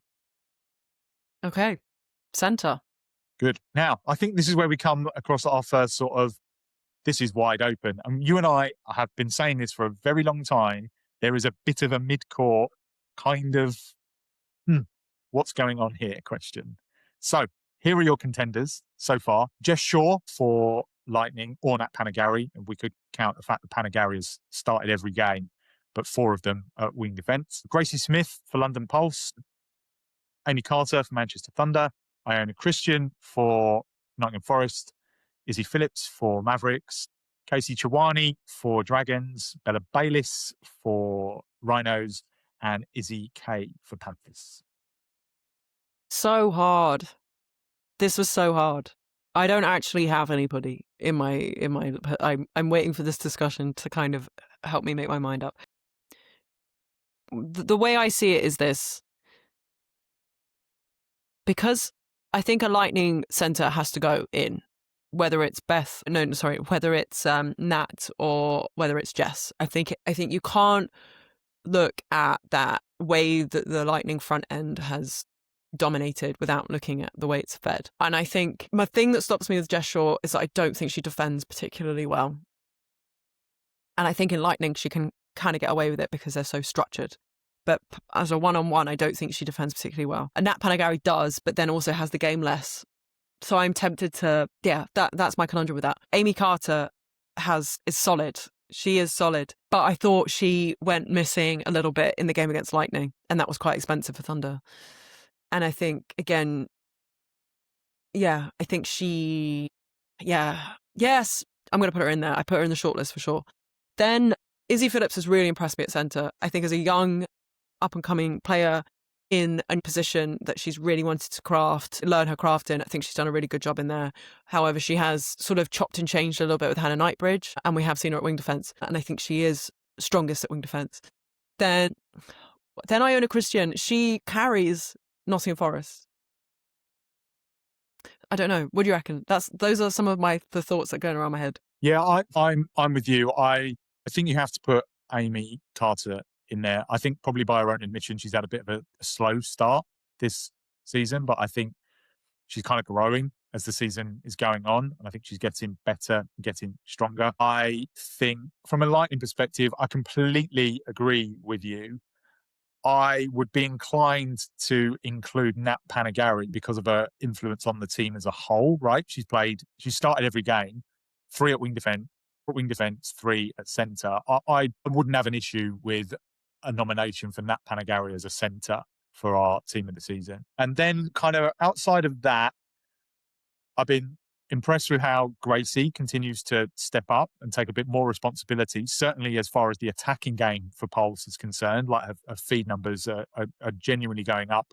Spoiler, we know this because we've been doing some research for our fantasy netball team and we need to make a decision in a few positions. But I also really like Casey Chawani. I think when she was missing for Dragons, I think they missed her a lot. I'm just trying to get my starting lineup sheet up and my Excel document's not loading at the moment. Yeah, it was a game against Rhinos, which they went on to win, but I think that was that. They had Ellen Withington move across from wing defence to centre.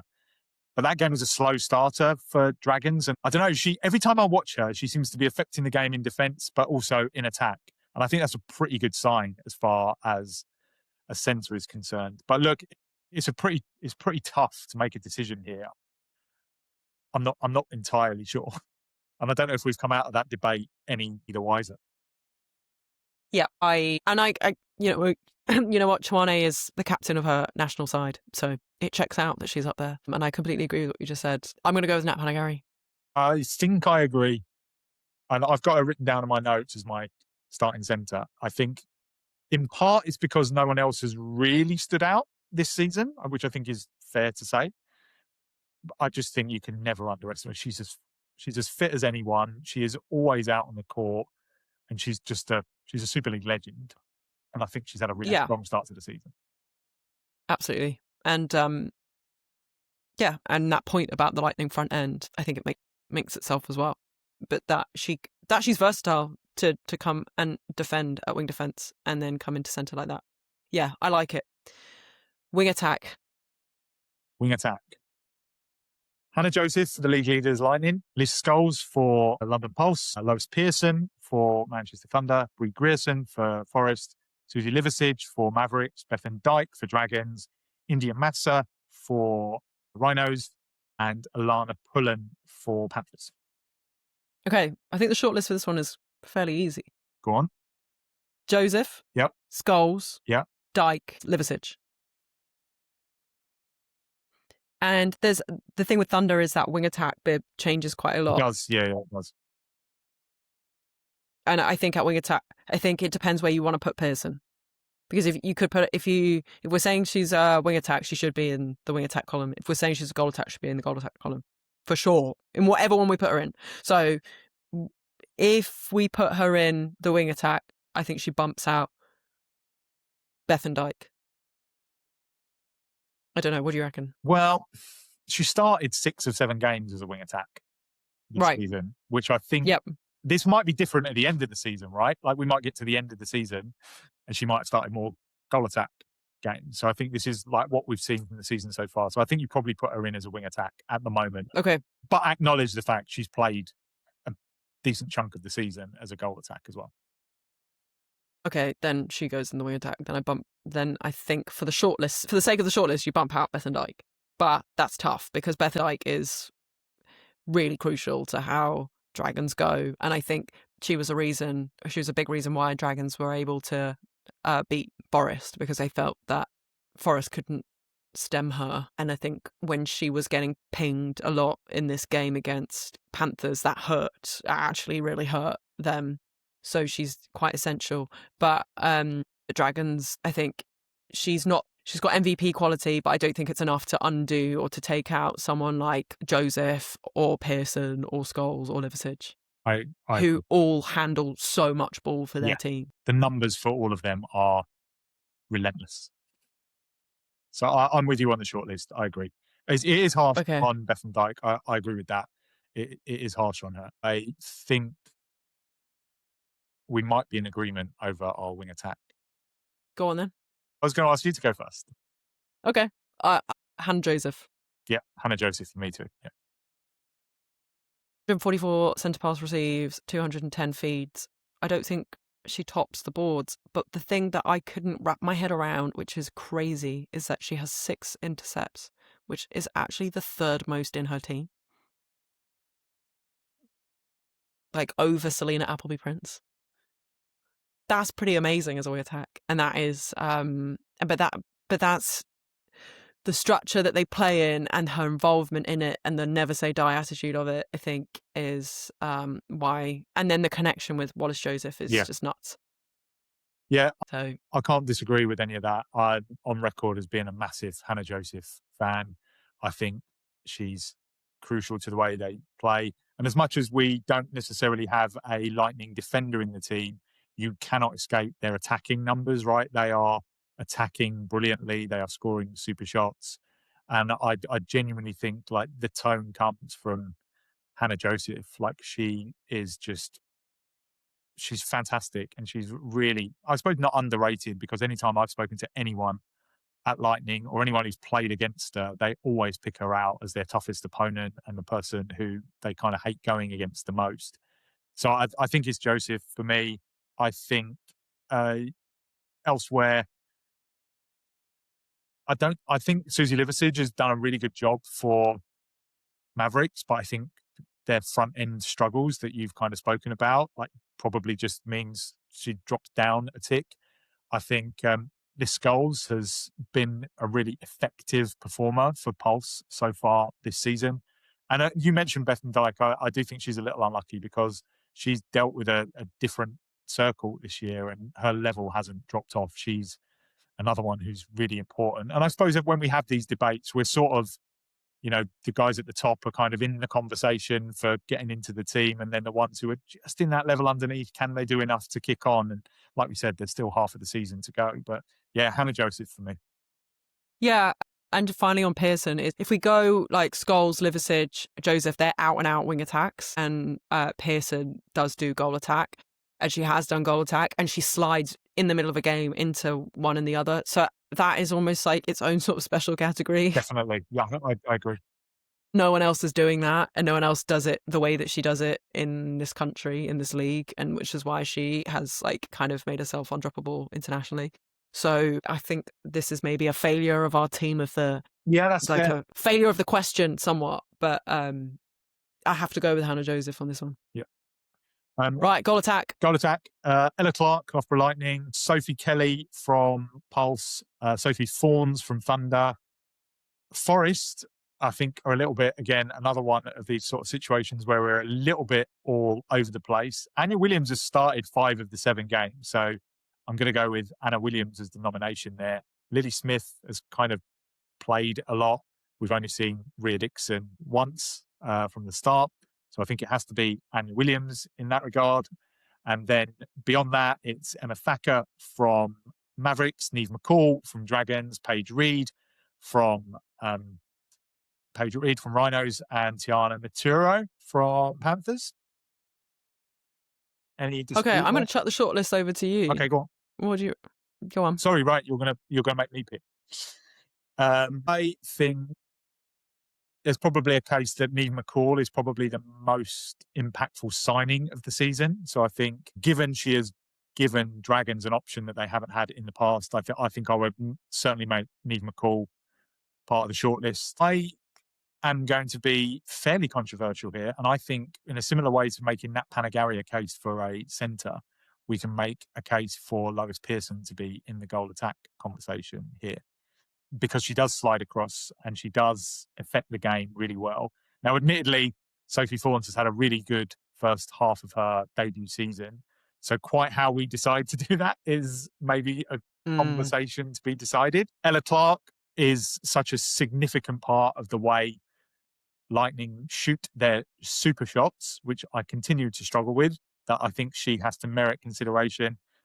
I think Sophie Kelly's had a really good season. I think she's, one of the stronger super shot shooters in the league. I think whether she makes the shortlist is up for debate. I think you would probably come down to Sophie Kelly or Emma Thacker as your kind of next option. And I think they both have strengths and both have weaknesses. So I think you would probably go Neve McCall, Ella Clark, and then I'm going to chuck it over to you a little bit.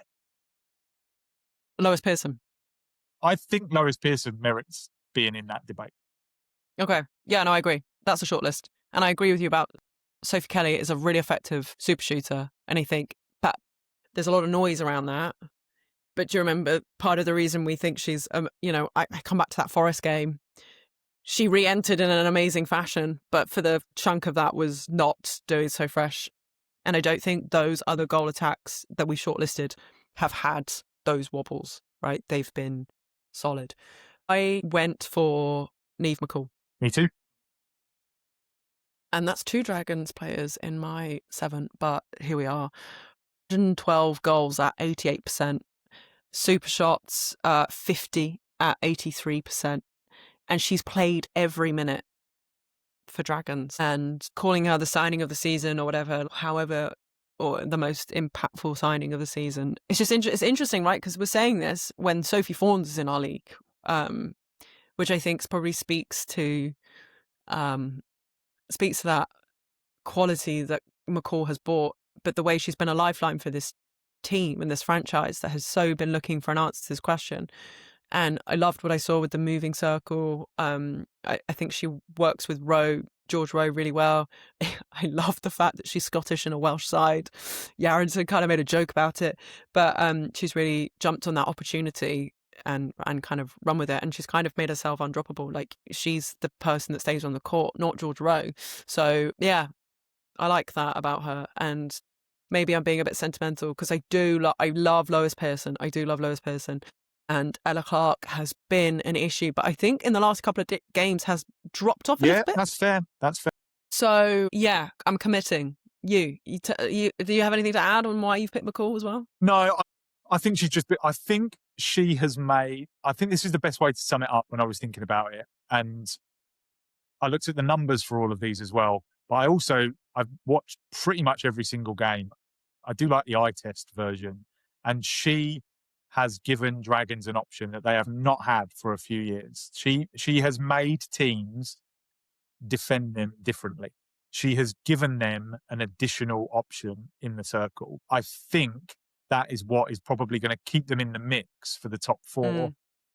Certainly for another 3 or 4 games, right? Like, depending on how it shakes out. There's only 3 points between 4th and 6th at the moment. They are in the mix. And I know that Dragons team is involved largely together, but I think McCall is almost a little bit of a missing piece to it. And I think that's really impactful. And we've spoken about the impact that someone, like Nat Panagari has on her team, that Jada Pekova has on her team, that Fumi Donoghue has on her team. I think Neve McCall has that effect, that type of effect on her team. And that's why I think she for me is a pretty nailed on candidate for this spot in the team, I think, given the first half of the season. Lovely. Goal shooter? Goal shooter. Okay, let's go. Sammy Wallace-Joseph from Loughborough Lightning. Liv Sheen from London Pulse. Elle Cardwell from Manchester Thunder. Roland Stroyker from Nottingham Forest. George Inga from London Mavericks. Georgia Rowe from Dragons. Betsy Creek from Birmingham Panthers. And Simone Gordon, just in terms of starts, from Leeds Rhinos. Okay, Wallace-Joseph, Sheen. Then there's that Cardwell-Fawns discussion, isn't there? And then outside of that, Rolene. I think the top four stand apart from the others, I think. 100%. I think they are massively important to their teams in lots of different ways. I'm not going to mince about here. Sammy Wallace-Joseph, for me, she has been phenomenal. She is moving better than ever.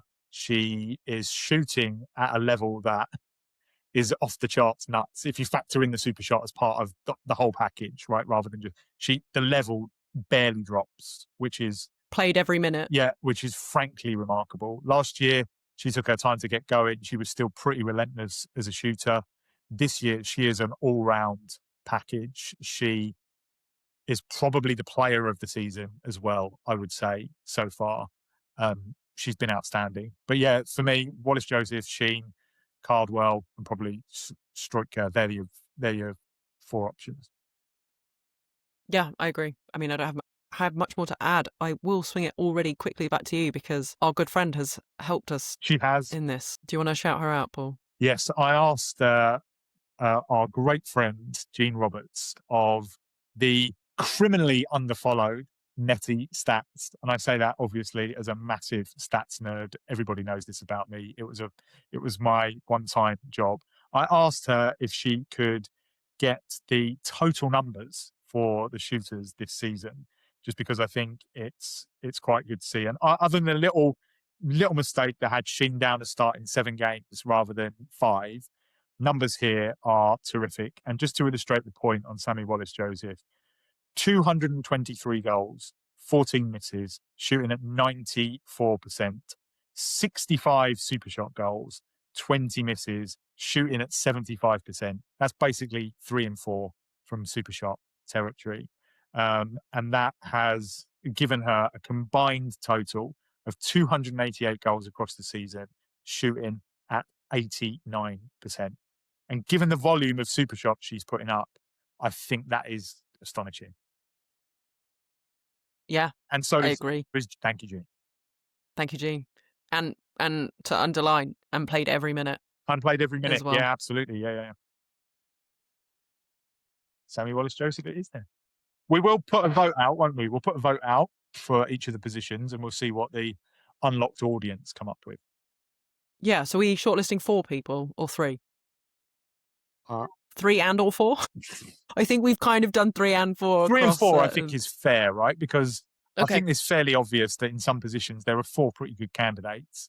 And maybe we'd be a bit tougher when we get to the end of the season, right? Because we'll have had 14 games. Have I done the maths correct? Yeah, we'll have had 14 games or more when we go through the playoffs.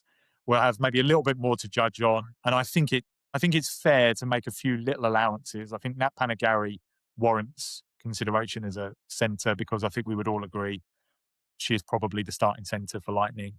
And I think Lois Pearson is such a unique case that she warrants kind of being in sort of both wing attack, goal attack conversations. But in our team, we're putting her under the microscope at goal attack. Oh, wing attack, sorry. Wing attack, yeah. Because that's where she's okay. And for discussion, because I guess like this is there's a lot going on. We are not alone in picking out our teams. Of course. Every week, the league has been asking folks in the know to provide their 7s. And I've actually worked on that and I've aggregated all of that. I've been the statistician here. So we have for goal shooter with 3 picks is Wallace Joseph. At goal attack with 3 picks, Sophie Kelly. At wing attack, 3 picks, Susie Liversidge. At centre with 2 picks, Amy Carter. At wing defence with 3 picks, Zara Everett. And at goal defence, there were 2 people with 2 picks each, Smith and Pavlin, Nicola Smith and Tash Pavlin. And at goalkeeper, Leah Middleton, who we barely mentioned in our chat about goalkeeper, but there we go. She has 2 picks. Yeah, I think interesting. I think we mentioned as we were going through that some of the things that stand out. And I think to me in those sort of Palm Awards, it is the things that sort of maybe are a bit more eye-catching and a bit more stand out. Yeah, but I think Sammy Wallace-Joseph is the overriding early star of the Super League season, would you say? Yeah, I think I agree with you on that. She is. And I just think it's interesting, actually, just to go back to that goal defence, that I should say that Smith's nominations came in round 4 and 5, Nicola Smith, and Tash Pavlin's were in 1 and 3. So I don't know if for the crispness of the graphic you would go with Smith over Pavlin, given her noms have come as the season's gone on rather than Pavlin. But I do think the fact that Amy Carter comes out with 2, whereas at that centre tells you actually that we're not alone in, like, the centre is not so obvious. I think it is. I think going through the if I could, Gracie Smith got it in round 1, Amy Carter round 2, Bella Bayliss in round 3, Iona Christian in round 4, Carter again in round 5, and then Chawani in round 6, and Pullen in round 7. So it really is sort of all the centres. Yeah, it's basically right, and that's sort of what we're saying, is that it is quite wide open as a position. So yes, so we'll have your team, my team, that team, and then we'll have what the fans of the podcast pick. Yeah. I should point out as well, I was making notes as we went here. There's only 2 differences between you and me's team, Chloe. That's at goal defence and wing defence. I went for Sumi and you went for Jackie Newton. I went for Taylor McKevitt and you went for Zara Everett. Yeah, interesting. Here we go. Curious. So you, you did. You went for Hannah Garrett Centre as well. Yeah. But, well, it's all about nuance. I think that's why we do a podcast together, right, Chloe? We think the same, broadly. Same, but slightly different. Same, but slightly different. Same, but slightly different. Yeah, very good. Okay, right, we have rambled on, but good debate. That's what I like to see.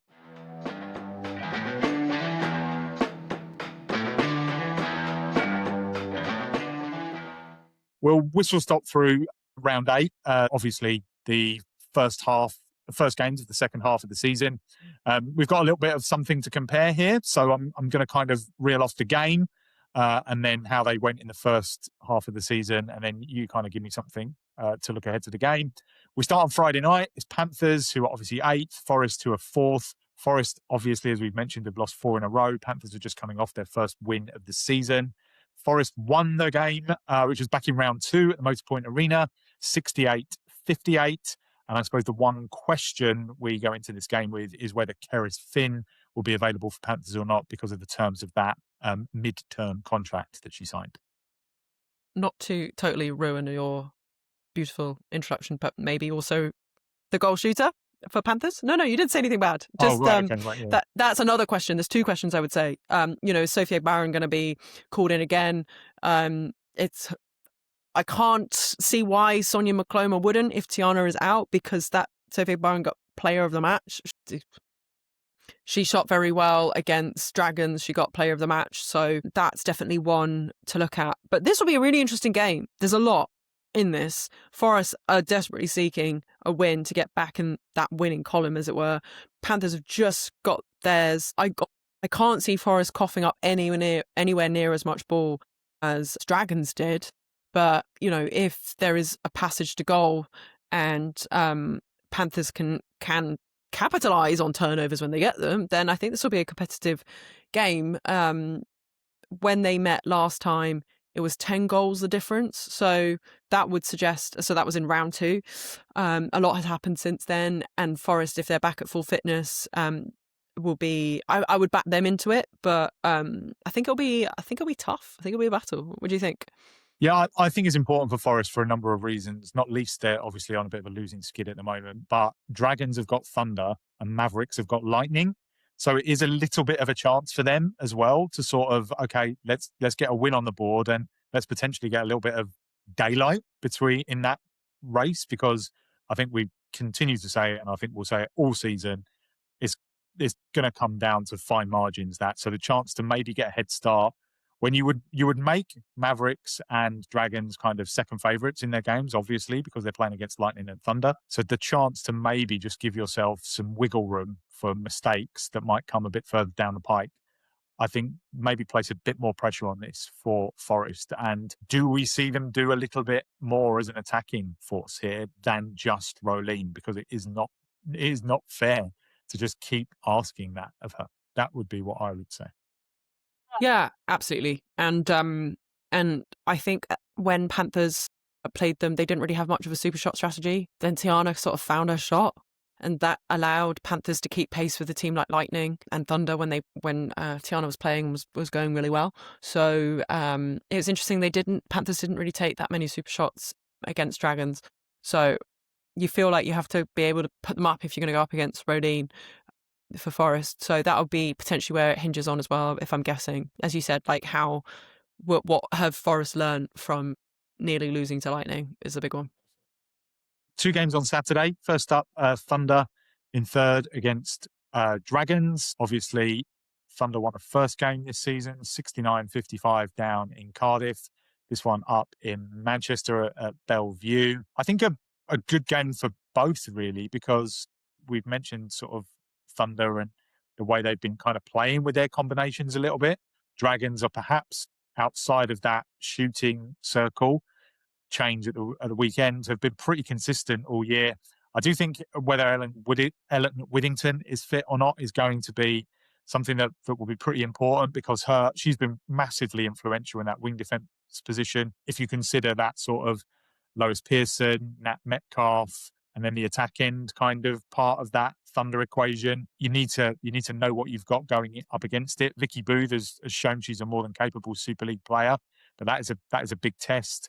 And yeah, I think Thunder are a really interesting question, because they're just making little tweaks here and there, which is really great to see from Karen Gregg as she kind of works out what she wants to do and how she wants to do it. And Dragons obviously are a pretty physical defensive test.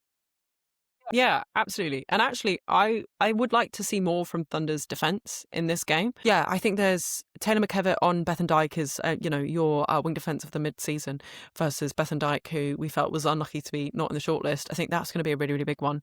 But generally, like to see now that Elliot McCormick is back in, and we did see Nicola Smith back at goalkeeper with Josie Huckle coming off, like how that now goes now that all three are fit, because I think there's a lot to like about Nicola Smith at goalkeeper, and Josie Huckle is a stalwart, but Nicola Smith plays plays that position for South Africa when she does play. So can we see more options from them to service that front end from Thunder, which is, as you pointed to, and I think is really cool, the way that Karen's running through all the ways that works, because she kind of has to, right? She has an embarrassment of riches down there. So, what is the best combination for when the bigger tests come? But this won't be easy, and I think Manchester Thunder will be absolutely well aware of that. And Dragons will be thinking, we'll have anybody. So, yeah, I think that's a sneaky big one. And also on Saturday, Lightning against Mavericks. Lightning in first, obviously, 100% so far this season. Maybe kind of just, I'm not going to say wobbling, that's really not fair, but they have kind of been run close over the last few weeks at times. And a Mavericks team who play Lightning and Thunder back-to-back after that Pulse defeat. We spoke about Dragons' tough start to the season. Well, Mavericks, either side of the break, have got Pulse, Lightning, Thunder. So a tricky little run for them. What will they go to Loughborough looking to get out of it, other than obviously trying to get the win? I think they'll be going for the win, actually, because for 3 out of the 4 quarters they last met, Mavericks did really, really well. So they'll absolutely go in feeling that. I think Raz Quashie, in the way that Jada Pekova does, matches up really well on Samantha Wallace-Joseph. So that will be a big test to see if she can do that again and find that performance against Wallace-Joseph, who we've said has been absolutely unreal in the first half of the season. I do think Ella Clark, I think the goal attack for Lightning, whether that be Ella Clark or Berry Neal, does need some work, like as in needs to be taken out. And I think Mavericks will be well up for that between Jemma and Jamie. They've really found their feet in this team. So be excited to see how that goes. I suppose down the other end with potentially no Alice Harvey, and, is Emily Andrew back? I think is the other big question. If Emily Andrew is back, then they're definitely going for this. Because then with Andrew and with Emma Thacker, they can absolutely outshoot or keep up with Loughborough Lightning on the super shots. So that, I think, really is also where this game will be decided, because I think there's an opening without Alice Harvey being there. It's just whether that is the case and whether Emily Andrew is back or not. So the mid-court will, Lightning have the experience over Mavericks in that sense, but I think the bookends could be really good matching ups.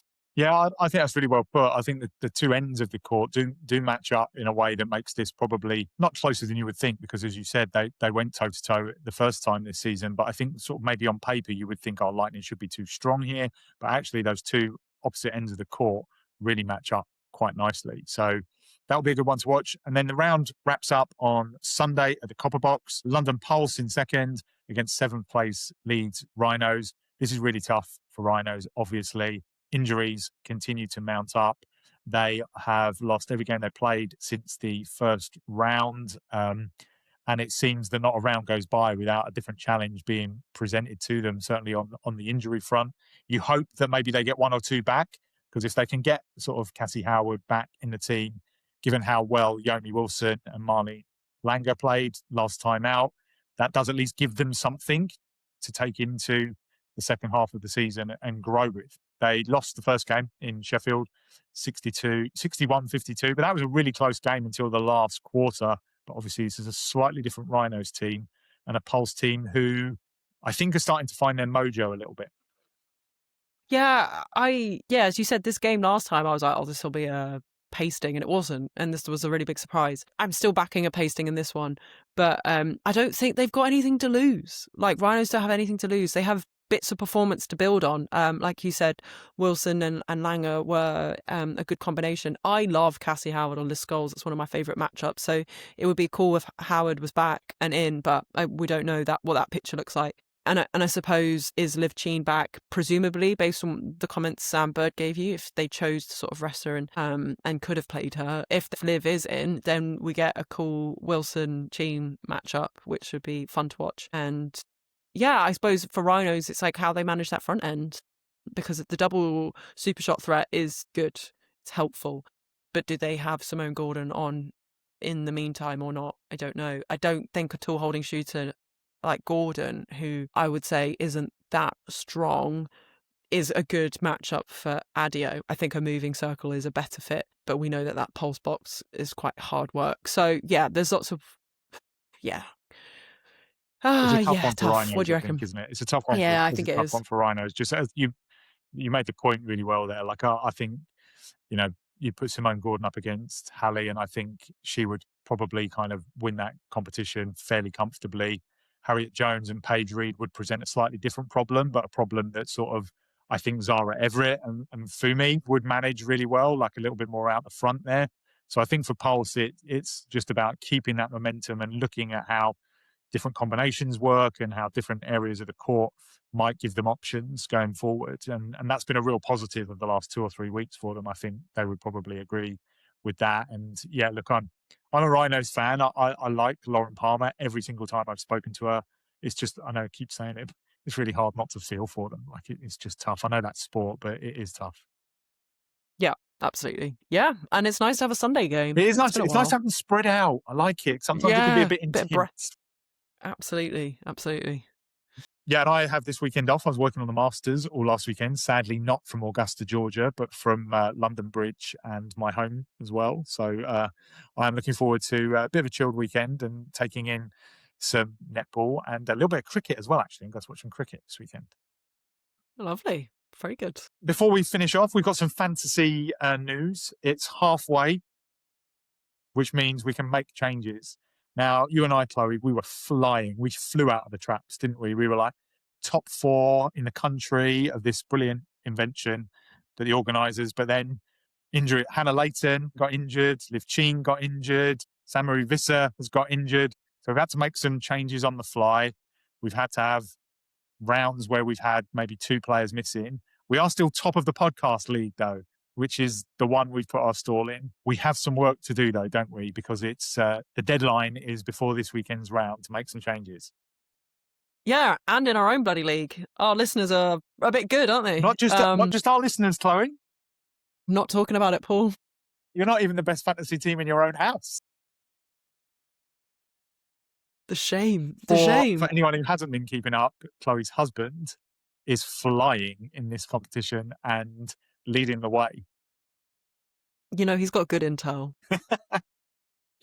Top 5 in the global leaderboard, and he's top of ours. But yes, shout out to whoever Swish and Cooper Troopers are, because they're above us in our own league, yeah. Paul, which is, I doff my cap to them. Absolutely. But yeah, we've got some changes to make, and we have actually discussed them. But have you seen there are the rules? You can't just change everybody willy-nilly. You have to be strategic about it. So You we maybe absolutely need do. to continue this conversation offline, as it were, as they say in the team meetings.